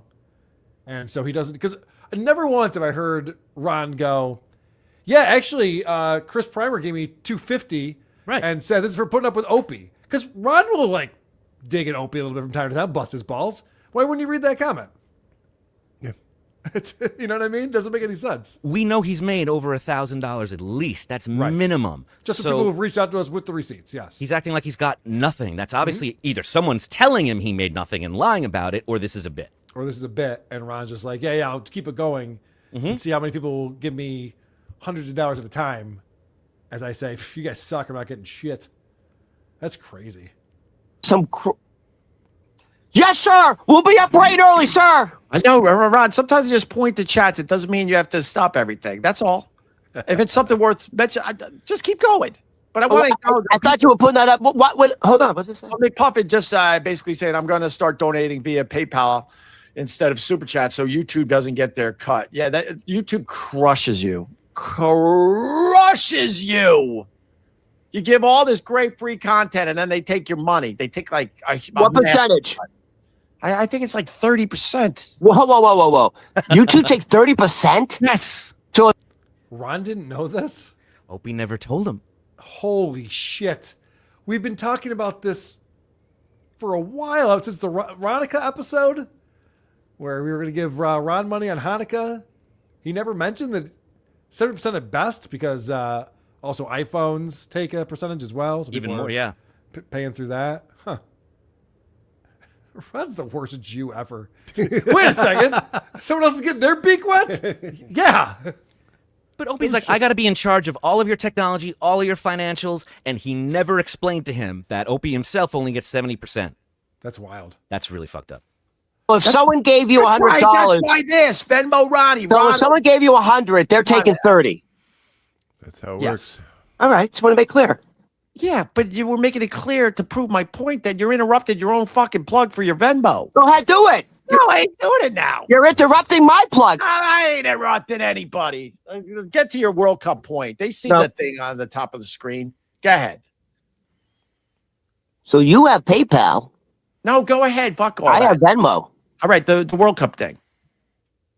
What was the World Cup thing? We're ending. What I'm doing Remember? No, I don't like what's going on now. I kind of like when you pout. I like it. No, It shows you're human. I like that you pout, man. I don't like what's happening right now. Keep pouting. Keep pouting. No, Keep fucking, pouting. I'm dealing with Old Man in the Sea. Look at this. I don't What are like you it. talking about? I look. That's a literature reference. Slow down. I read Old Man in the Sea. Oh, what an idiot. I'm not that old looking. No, it's not the fuck. Never mind, you idiot. I read Hemingway all the time. Yeah, right. Okay. If Ron was funny, he would have called him out. Oh, what was the reference then? So it's funny how you're right. Opie wants to change the subject as soon as they start talking about, hold on a second.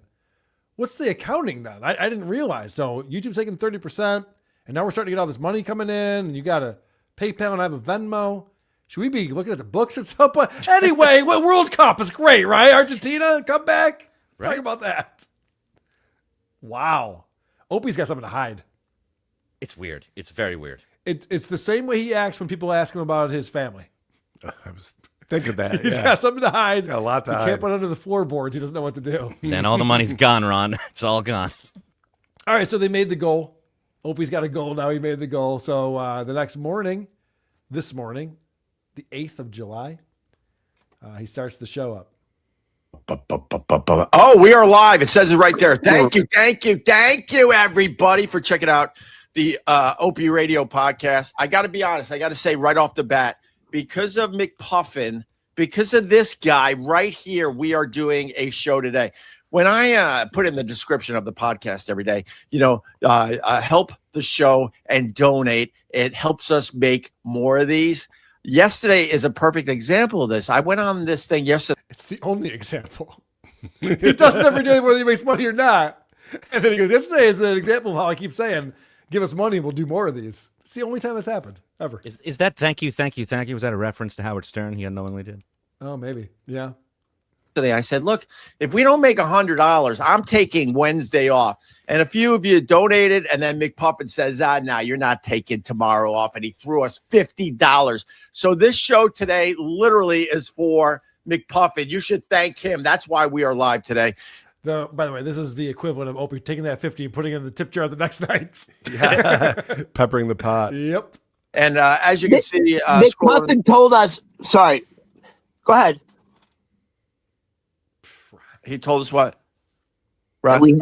No, go ahead. Promote the money. What did he tell us? He told us we had to be ready bright and early. So in the middle of my rant, you needed to say that? I don't know where you go with your rants. What do you mean you don't know where I'm going with Like, what do I have? You're babbling, Opie. And listen, I'm not saying that Ron should just start screaming and interrupting as much as he does. It is annoying, but it's very funny. He's just like, Opie, if I never interject, you'll just fucking babble forever. I have the sheet list of your rant. I don't know where you're going with your rant. From an intro to a goddamn podcast. I don't know. I thought you were going to talk about fucking fish going up manta rays assholes. If you had new info about McPuffin or this or that, that would be fantastic. I heard a rumor about McPuffin, anything about McPuffin, but instead you're just reiterating what I'm already saying. Who knows what you're saying? You're here because of him. Him right there. That's all. Right and early McPuffin. The same goddamn thing. See, I should have taken today off. I knew I should have taken today off. Your neighbors really wish you would have taken today off. It's 6 a.m. and he's screaming on his back porch. Fuck, man. Puffin. Be wild. But anyway, if you want to help us and help us make more, there you go. You can support the podcast. My PayPal is Opie Radio, and that's Venmo Ronnie also scrolling above our stupid heads. But thanks, McPuffin. Now I got to deal with this. Which way do I point? I got to deal with this guy because of you donating. If we didn't make the 100 yesterday, I would be sleeping and I'd be snoozing. No, I wouldn't. I'm a morning person. I still wake up early. Major McPuffin, Private Berman reporting for duty. Major McPuffin told us to be ready bright and early. Private Berman reporting for duty. Major McPuffin. Oh, my. Ron loves that bright and early thing. Yeah, he won't let it go. He won't let it go. Opie's so proud. He's like, yeah, I taught you to say things several times as they Yeah. It does get funnier. Well, Opie loved it yesterday. He was cracking up. So he's giving him that thing he wants, and he's like, what the fuck are you doing? There's no pleasing this man. But also, Ron, stop with the fucking military references. Shut the fuck up. What are you doing? They're so excited about getting $50, and they just wish there were more people like McPuffin. I put out a little ransom yesterday. I said, if I don't make $100, I ain't fucking working. And this asshole said, oh, you're working. And he gave, I think it was 50. No, you gave more than 50 yesterday, McPuffin. And all I want to say, if I had like 20 McPuffins, 20 John Quartzes, a few Jedi grinds, we would be rolling in the dough, Ronnie Babes. Dude, if we had 20 McPuffins, we could just fucking take over Canada. There you go. All right. Anyway, Jesus Christ. I love the people who do the donor math. You see this all the time. DSP does it. Aaron Imholt. They're like, look at that guy just gave me $2. If all of you just gave me $2, you all have $2. If all of you did that, I wouldn't have to beg for money anymore. I'd have enough money. We just heard Jerry Banfield doing this exact math. Right. And then we get a phone call with him. Opie writes you a personal letter. 14 million views. And if everyone sees you get a one-on-one phone call for just $96. I mean, this is wild. Opie is really learning the wrong lesson here. You know what? I should do it again today. Yep. If we don't get $100, I ain't working tomorrow. I need a day off. I wouldn't mind taking tomorrow off. Yeah, no shit, dude. For real, don't give us any money. I'm taking tomorrow off. Honestly, Opie, like seriously, like when I get up at 4. The reverse psychology shit is if we're all children. That's I didn't even insane. want your money today. It's like, oh, okay, I see what you're doing. Shut up. Right. I get up at 4 a.m. to make sure the show works. Yeah, so do I, Ron. You get up at 5. I get up at 4. You're not get up at 4 a.m. 4:30.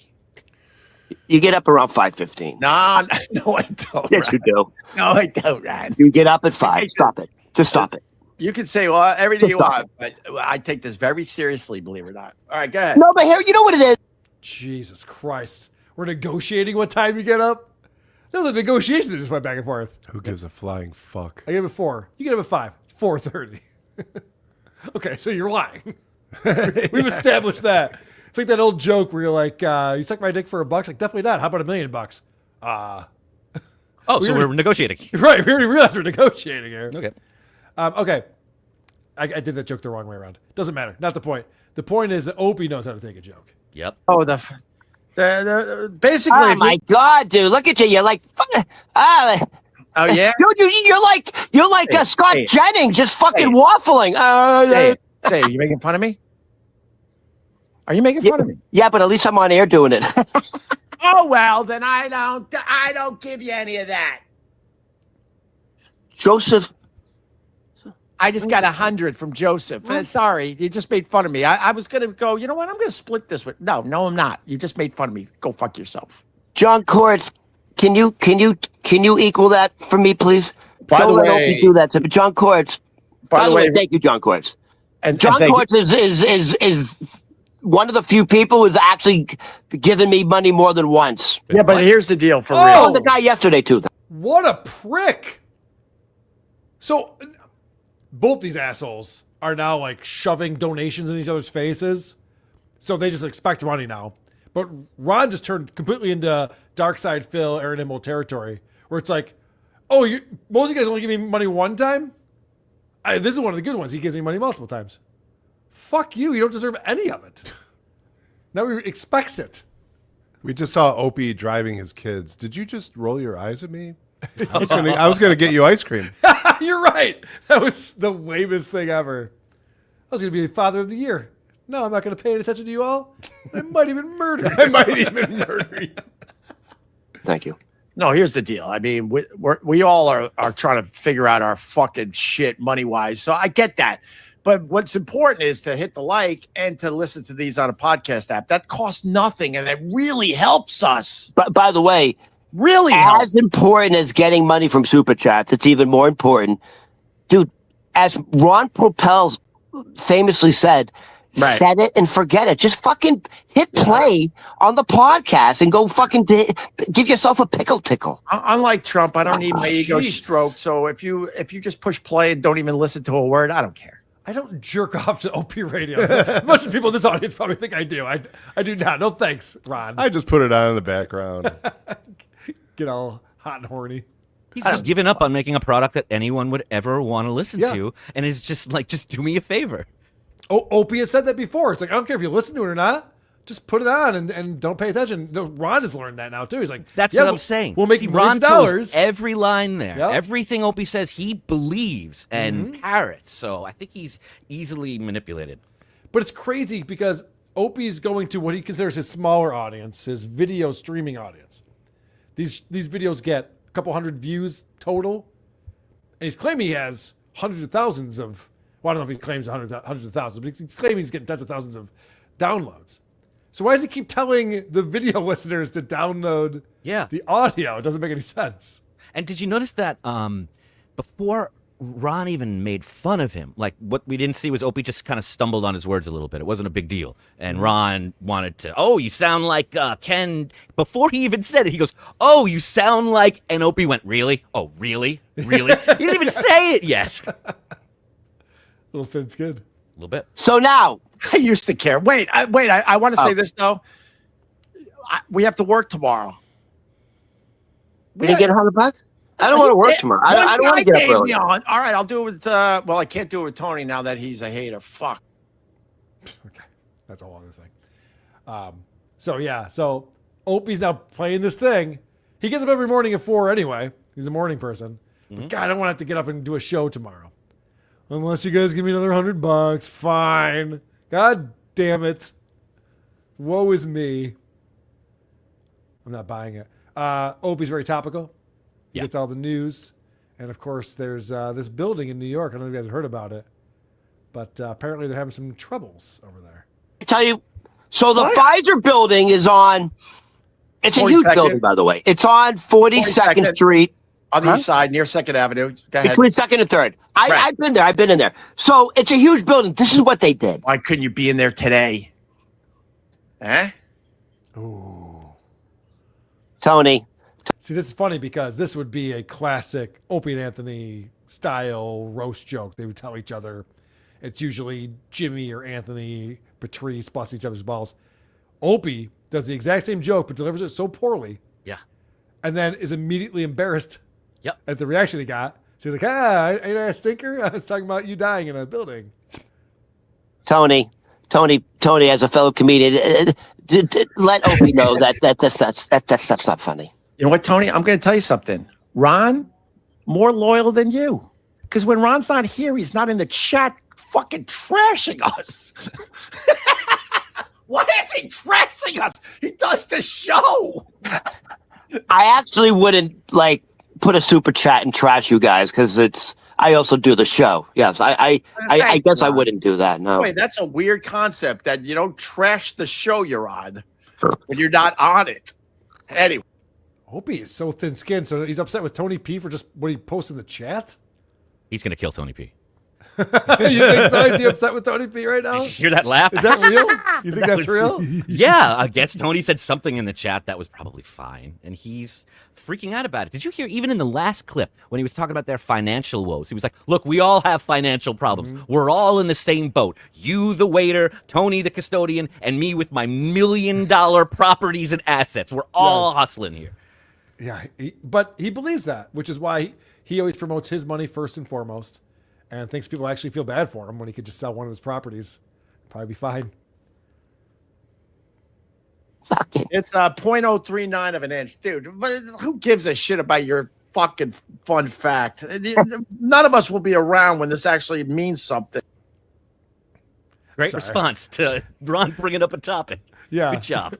Probably should have set that one up a little bit better. But yeah, so it turns out that Ron was right about something. He's like, okay, but who cares? The difference. Well, they're talking about this building and the inches it's Yeah. sinking. And after that whole bit, he's like, why would you even bring that up?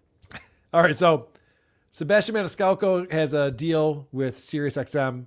And as you guys know, Opie's insanely jealous of anyone who's still employed by that company after he was fired. You're hilarious. And then SiriusXM, because they're stupid over there. Scott, you suck. Scott Greenstein, you stink. Oh, he's great. Give him $10 million to do a lame radio show like I did 100 times with other celebrities. Holy fuck. Fuck you, McPuffin, for making me work today. So it's hilarious that Opie feels like he has to go on and stream every morning at 6 a.m. to show he's committed. He's still a morning guy. He can still do the job. And then when he's on there, he's going, fuck you. Fuck you. Anyone that might hire him. Yeah. He's just mad. He's just bitter at the industry and anyone who might see this and be like, oh, Opie still works. Did you hear what he said? He goes, you're giving Sebastian Maniscalco millions of dollars to just interview celebrities like I did. Yep. Yet they don't want to hear you interviewing Opie. They want to hear the new guy. Yeah. He might be better at it. Maybe. Based on what I've seen from Opie Radio. Let's shelve the O&A clip for next week, if you don't mind. You got it, yeah. All right. Sounds good. We got Is It Gay coming up momentarily. People are throwing a few shekels our way, and I appreciate that. Penciled Neck says, this is great. Opie is starting to have the goal I now. He has the goal, which is exciting. Kiki Ray, $5 super sticker. And Chad Zumock, why are you lying? Remember? Remember what? I don't know. I saw that when it came through, and I didn't understand the context of it, which is why I didn't. What did you put it lie on the about? screen at the time. I don't know. Because I'll find out tomorrow when I'm on Chad Zumock's show. That's right. Great. Sit down with Zumock, and I will have a seat for sure. All right. Let's get into some games on the show. Is it weird or is it gay? What will Larry say today? Is it gay? We are joined by Megan. Welcome, Megan. What's up, everyone? What's up? And Annie. Oh, hello. Oh, hello. Oh, hello. Good to see you both. Of course, Is It Gay is the show where we try to figure out if Aaron Immel is going to call something gay or not. Megan puts this together for us every single week. Is there a theme this week I should know about? Nope, it's just gay or not gay. All right. We go Keeping 5 it simple. rounds. Each round is worth 1 point, and then we have a final round worth 3 points. This is a fierce competition. Let's go. Anal cougar. That's the only good kind of cougar there is. Anal demon, anal rely. Yeah, the Dodge demon, anal demon. That's another one you don't want on your block. You don't want the anal demon. Anal demon? No, he's hard to extract from the block once he's there. All right, 45 memberships away from 700. Is the Steel Toe Morning Show getting gay, Adam? Getting gay. Carl. Seems to me like it's getting a gay. Chris. Something gay, no doubt. Annie. I'm going to go on a limb and say it's been gay. Wow, right. So what does that mean? Not gay? Gay. Okay, we're all going gay. Here we go. I'm starting to think that this show's getting kind of silly. Oh, It's a little weird. Who would have thought that just some throwaway son of a bitch It's just silly. threw us for a loop on that one. All right. Anal demons are silly. They are. They Megan go, got us. doo-doo-doo. Megan got us with round 1. Let's see what happens with round 2. Drunks are considerate. Goddamn or other road paint would stay substances still. that impair you, officials say have us override. It's fireworks season. And there's all our ground fountains, snakes, smoke bombs. In this tent across from Maplewood Mall, We have about 150 different types of fireworks. Oh, by the way, if you guys are wondering, you're like, wow, Minnesota, that's cool. You guys just have pop-up fireworks tents everywhere? Are the fireworks you purchase in Minnesota gay? Annie. Yeah, I think so. Chris. Gay. Carl. Based on what I'm seeing so far, these are gay fireworks. Adam. Yes, they are. Smoke bombs? Gives a shit. Yeah, but we only get gay fireworks here. I knew it. New York State didn't used to have fireworks. Now we have gay fireworks. And gotta go to pop-up firework tents. And lots of tents. There were tents in Florida when I was there, too. Go figure. Seems to be a Next, they're thing. going to want a parade. All right. Round 3. We all got a point there. Wait. Over on TikTok asks, why did Nick talk about you? Yeah, Nick Fuentes brought me up, actually. Nick Fuentes. Okay, wait a minute. Because you're a fascinating entity. I will say that I'm giving Matt Nuclear a 40 minutes on my show because I'm fascinated. Like, where do you come from? Again, if Ben Shapiro isn't growing blacks in a lab somewhere, this is an accident. This should have never happened. Again, he said in 2026, he unironically used the phrase, facts don't care about your feelings. Is it gay to use the phrase, facts don't care about your feelings? Adam. No.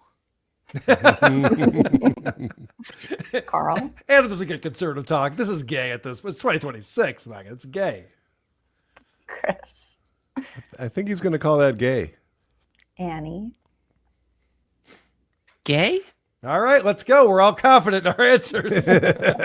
So at the very least, he's gay. All right. God damn it, Adam. But how much are these blacks? Wait, why'd you say God damn it, Adam? Because he got it right. No, he got it wrong. Yeah. What? Oh, you're right. You're Fuck. the only one who got it wrong. I was trying to explain to you how conservative talk works. I thought that after being on WTP for over a year, you would learn about this. Okay. As scorekeeper, I thought you were. I apologize. All right. No. Carry on. I was rooting for him on that one. Oh, that's weird. I feel so misled. I was disappointed. Round 4 coming up. Black people love Scarface. Remember watching MTV Cribs? Like every rapper had to have a Scarface poster on their wall like they were 16. In defense, like back when that stuff was happening, I had a Scarface poster on my wall. But were you 16? Let's see. MTV Cribs. I was 17 or 18. Yeah, you were a kid. You were allowed to have an edgy Scarface poster on your wall. Is it gay to is it gay to have a Scarface poster on your wall as an adult? Adam. No. Carl. I'm going to guess it's weird or cringe. I'm going to say no, it's not gay. Chris. I like the way you guys think, but I want to steal a point. Gay. All right. Annie. Not gay. All right, let's find out. Come on, gay. Master P had no excuse other than he's black and tacky with no taste. But he paid money for Interesting. Damn it. All right. New adjective. I know. I was not ready for that. It wasn't even weird or anything. Okay. This is round 5, and then we still have a bonus round. This round is also worth 1 point. Is it gay? Yeah. It's just, you got to know who's the mo. Who's on your, who's representing your Do squad. you know any of the other cheerleaders' names? There's just the dudes, huh? There's got to be an Ashley in there. Sure, there's a Cherry or a Pam. Hold on a second. Minnesota Vikings cheerleader names. Here we go. I was right. Annie, Ashley. Is it gay to know any of the female cheerleaders' names on the Vikings? Annie. I guess so. Chris. I'm going to say not gay. Carl. I would think it would be not gay, but I'm going to say gay because Aaron's a retard. Adam. Can I go with queer? You can, Sure. yes. Okay. That counts. Told you there was one in there. I got one. I'm not a gay guy. Ha! You tried to make me a gay guy. Just Not because I know gay. the two gay guys that are on the cheerleading squad. All right. I mean, I rationale was sound. I just forgot that Aaron's sometimes hits the mark. Sometimes not retarded. Yeah, every now and again. He's correct. What are the scores going into our final round, producer Chris? Three-way, 3-point tie. Adam has 2. All right. It's anybody's game this round. The rules change. We are going to get multiple choice possibilities from Megan. But first, let's find out what Aaron's talking about. Is it gay? 09 Canyon says he could have found a nice divorcee on the cruise. Yeah, a poor divorcee that he never had to see again. That's what the Margaritaville cruise is. Is he talking about Mersh? He is talking about Mersh. Yeah. So Aaron thinks Mersh should have found a woman to hook up with instead of bringing his situationship that no one wanted on the Margaritaville cruise. What Jimmy Buffett lyric will Aaron use in his Mersh divorcee hookup fantasy? Wow. All right. 1, it's 5 o'clock somewhere. 2, cheeseburger in paradise. Or 3, changes in latitudes. Adam. Cheeseburger in paradise. Carl. That's what I was going to say, too. And since I have a point on you, I'm still going to say it. Cheeseburger in paradise. Chris. I don't know. The last one. Annie. She's undefeated. What do you got, Annie? 5 o'clock somewhere. All right. Let's find out. There's going to be a winner here. Definitive winner. They could have been each other's cheeseburger in paradise. Yes! Seemed a little too obvious.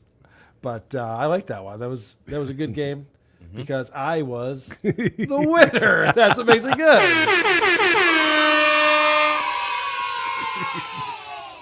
Someone's got to be winning around here, right? Yeah. All right, we got another game. Simon puts together a fantastic, the Opie or Burr game. Hello. Yeah. Nice to see you. Put your car in first gear and leave the parking brake off because it's time to visit Shithead Circle and play Opie or Burr. I'm your host, Simon, and I preheated the oven for round 1. Trying to meditate. Trying to learn about patience. Oh, that guy cut me off. Oh, if I get upset, that's my fault. According to the fucking meditation guy on Headspace, as he tries to chuckle through, blaming me. Time to register those votes. Wow. Producer Chris, what do you got on this one? Burr. Annie, what do you think? Feels like Opie to me. I think I'm going Opie on this as well. Megan, what do you got? Burr. Adam? Burr. Okay. I know that Burr's been going through this a lot with the calm. I don't know about if he's using Headspace. But the phrasing was very Opie. Yeah, exactly. And here's the answer. Trying to meditate, trying to learn about patience. Oh, that guy cut me off. Oh, if I get upset, that's my fault. According to the fucking meditation guy on Headspace, as he tries to chuckle through, blaming me. You were asking to be cut off with your windows halfway down like a slut. Let's see if we can get mad enough to make our problems go away in round 2. She's also really good with the pillows. She doesn't steal pillows. You know? And one of my favorite things to do is steal her pillows just to act like to see if she notices. I'll have 3 and she only has 1. Time to register those votes. Adam, what do you got? Bill Burr. Megan? Burr. I'm going Bill Burr as well. Annie? Opie. Producer Chris? Opie. I don't think Opie ever talks about his wife, but let's find out. And here's the answer. She's also really good with the pillows. She doesn't steal pillows, you know? And one of my favorite things to do is to steal her pillows just to act like, to see if she notices. I'll have 3, and she only has 1. Is he talking about his wife or his dog? Conflict is normal and healthy, round 3. I like that Bill's married to a black woman. He's like, you know what? She doesn't steal his pillows. I just like that we all knew that Opie does not have a relationship with his wife that involves like pranks and fun. He would never describe that. No. Right. Conflict is normal and healthy, round 3. Thank God I don't got old man ears. They're not growing faster than any part of my body. Thank God for now. And I had to change out my look because I looked ridiculous. Curtis Sliwa, I'm talking about you. You look stupid in your beret. Time to register those votes. I think that's Opie. What do you think, Annie? Opie again. Adam? Opie. Megan? Opie. Producer Chris? I think it's Opie, and we're due for an Opie. So Yeah. Opie. I remember him making fun of a guy with a beret. Yeah. I think I remember this Did one. sound familiar. And here's the answer. Thank God I don't got old man ears. They're not growing faster than any part of my body. Thank God for now. And I had to change out my look because I looked ridiculous. Curtis Sliwa, I'm talking about you. You look stupid in your beret. You got any lighting advice for us, Opie? Hey, ugly. Get fucked. Round 4. Lately, it's Jimmy Kimmel, and now it's Netflix. I'm not a fan of Jimmy Kimmel. I watched his comeback after he was suspended. I thought it was interesting. Some of the things he had to say, and then I went back to not watching. Time to register those votes. What do you think, Producer Chris? Opie. Adam? Opie. I think it's Opie as well. Annie? Burr? Megan? Opie. And here's the answer. Lately, it's Jimmy Kimmel, and now it's Netflix. I'm not a fan of Jimmy Kimmel. I watched his comeback after he was suspended. I thought it was interesting, some of the things he had to say, and then I went back to not watching. Yeah, I can't imagine that Bill Burr, who's a guest on Jimmy Kimmel's show, like, I don't give a fuck about this guy. He had to say, and then I went back to not watching. I'm too busy watching Doggy lick my foot fungus. They don't have enough evidence to convict. Round 5. All right, what are the scores, Producer Chris? We got round 5 coming up here. Megan and Adam are killing it, sweeping it. Perfect scores? Yep. You and I have 3, and Annie, not so much. Womp, womp. All right. And I teach my kids how to prompt the AI properly. Don't ask them this or that. You go, hey, I'm 12 years old. Pretend you're my teacher and I'm learning about this dumb topic that I'll never have to use in my life. Can you explain it to me? Time to register those votes. Oof. Megan, what do you got? Burr. Adam. I'm going to go Bill Burr. Producer Chris? I went Burr. I'm going Burr as well. Annie? Burr. All right. And here's the answer. And I teach my kids how to prompt the AI properly. Don't ask them this or that. You go, hey, I'm 12 years old. Pretend you're my teacher. You had to think about it. How old would my kid be now? I'm 12. And we're learning about this dumb topic that I'll never have to use in my life. Can you explain it to me? Hey, I'm a 60-year-old douche who wants to go viral on the TV. Can you explain that to me? Congratulations. This week's winner's no better off. But what a fun time we've had. So for all of us at Opie Burr Industries, I'm Simon, wishing you a safe weekend. Goodbye. Thank you, Simon. Thank you, Simon. It is the journey, not the destination. When it comes to the Opie Burr game, there are no prizes. And I immediately forgot who won. Who won today? Megan and Adam. Hey, congratulations to both of you. When I was saying that it sucks and it's not a big deal, I was wrong. We're actually very proud of what you've accomplished. Adam, anything you want to promote, my friend? Friend of the show, Darren Paltrowitz, who is kind enough to bring us that Kevin Spacey story last week, wrote a book about David Lee Roth. Yes. It's called How David Lee Roth Changed the World. I recommend everybody run out and get it. It's really great. And you actually promoted a book recently that producer Chris is enjoying. Mm-hmm. Yes, The History of Stand-Up by Wayne Fetterman. If you like comedy, you'll love this book. Annie, what's going on with you? What's the latest?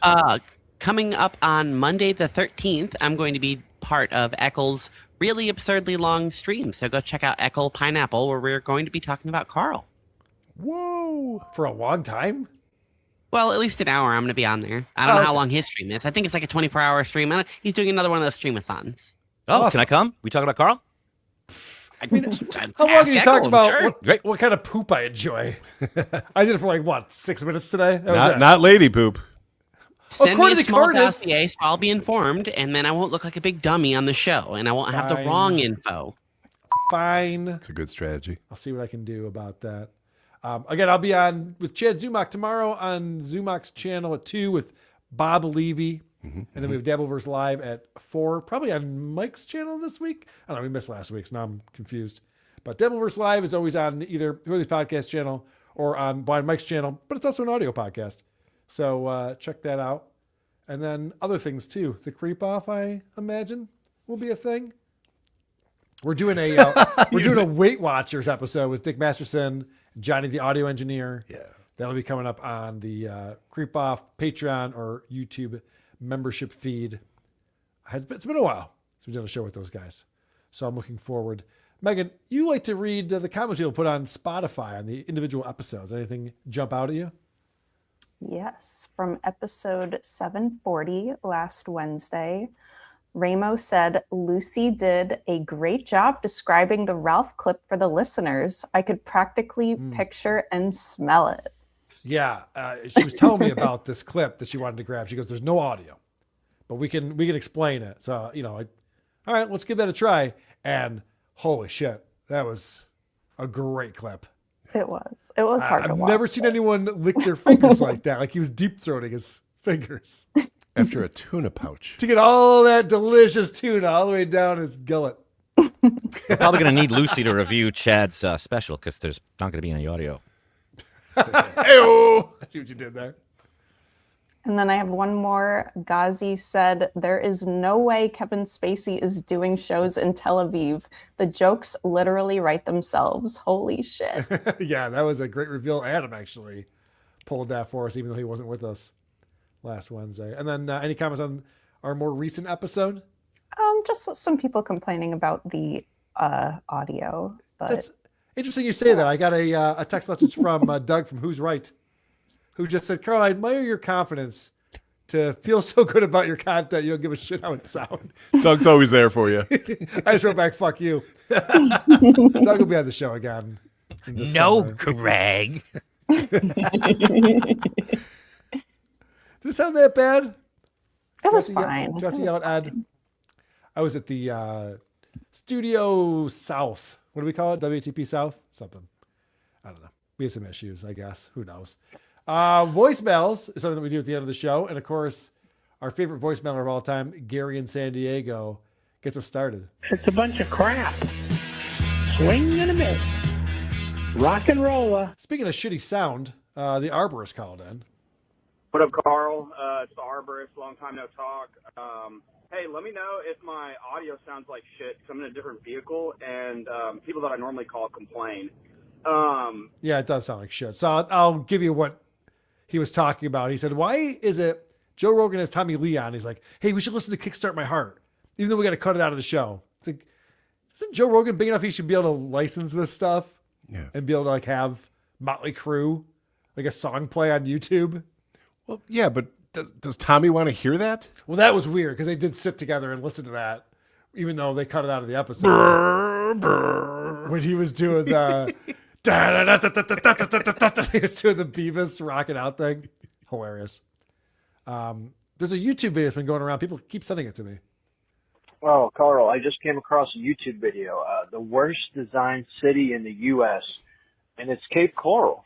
So the YouTube channel is Places, by the way. So, yeah, check that one out. Yeah. You're the first person to help me know about this. I'm very aware of that video, and I've watched it. My house is lovely. There's a 7-Eleven on every corner. Too many 7-Elevens is the big complaint that all the locals have. How much frozen pizza can I eat around here? I almost forgot. Carl eats poop, everybody. Carl eats poop. Rock and roll. There is zero evidence of that. Carl. Aside from my breath. Oh, shit, do I? Corey Feldman calling in. Hey, WATP. This is Corey Feldman. Listen, I was listening to the episode where Joe Rogan was interviewing Tommy Lee for Motley Crue, and they were saying that who was it? Leonard Skinner had the best guitar solo in Freebird. Mm-hmm. Are you kidding me? Have you ever heard my guitar solo? I have. If you guys are listening to this, check this out.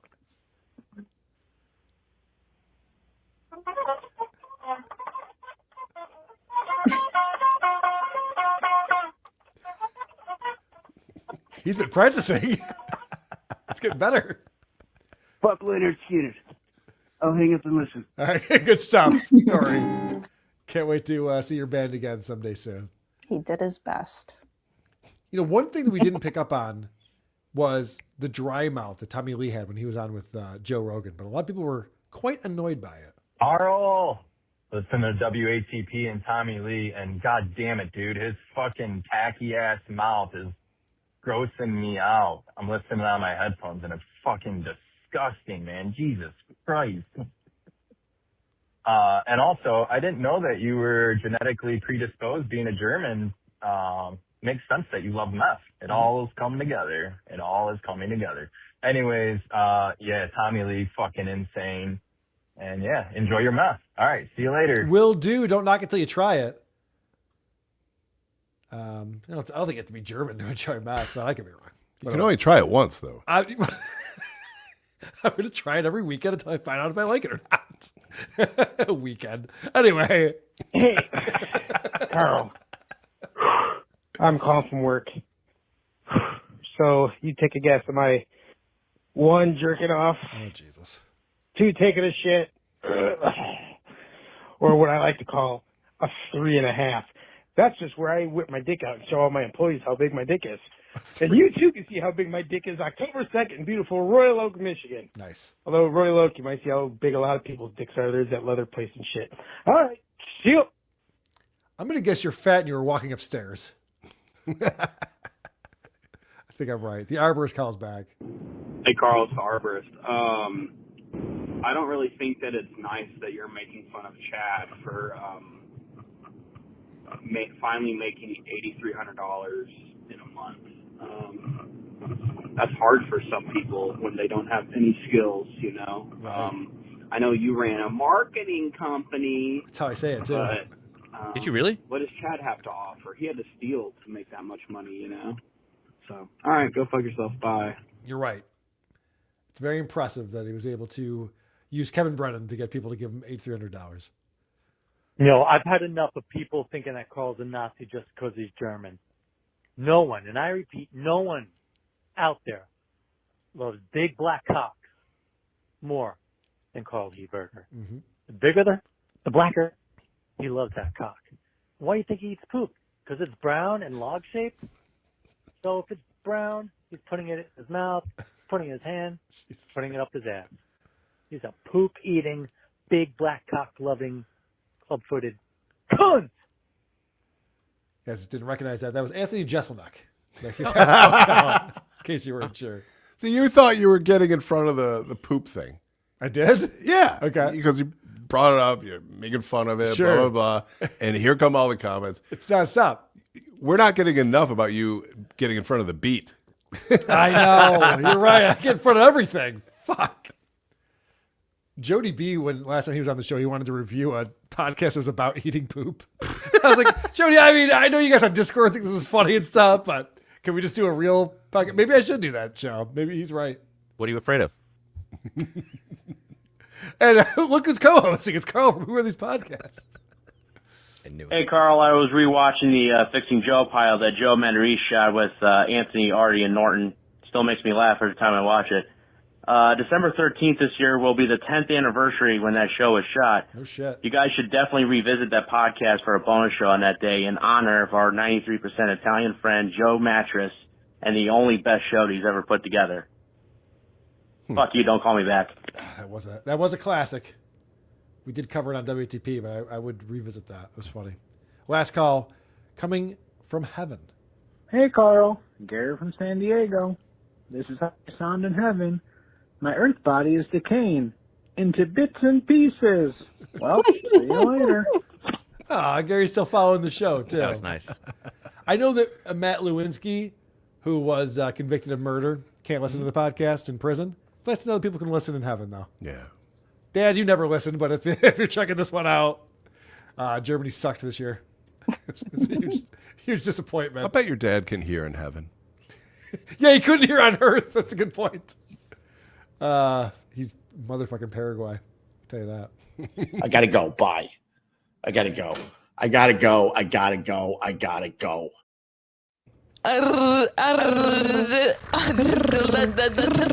Okay, bye. Who are these podcasts? The Holocaust wasn't real. I don't know. Who gives a shit? Why am I even still doing this? I'm out of here. Yes. Thank you for tuning in. Bye. Bye. Okay, folks.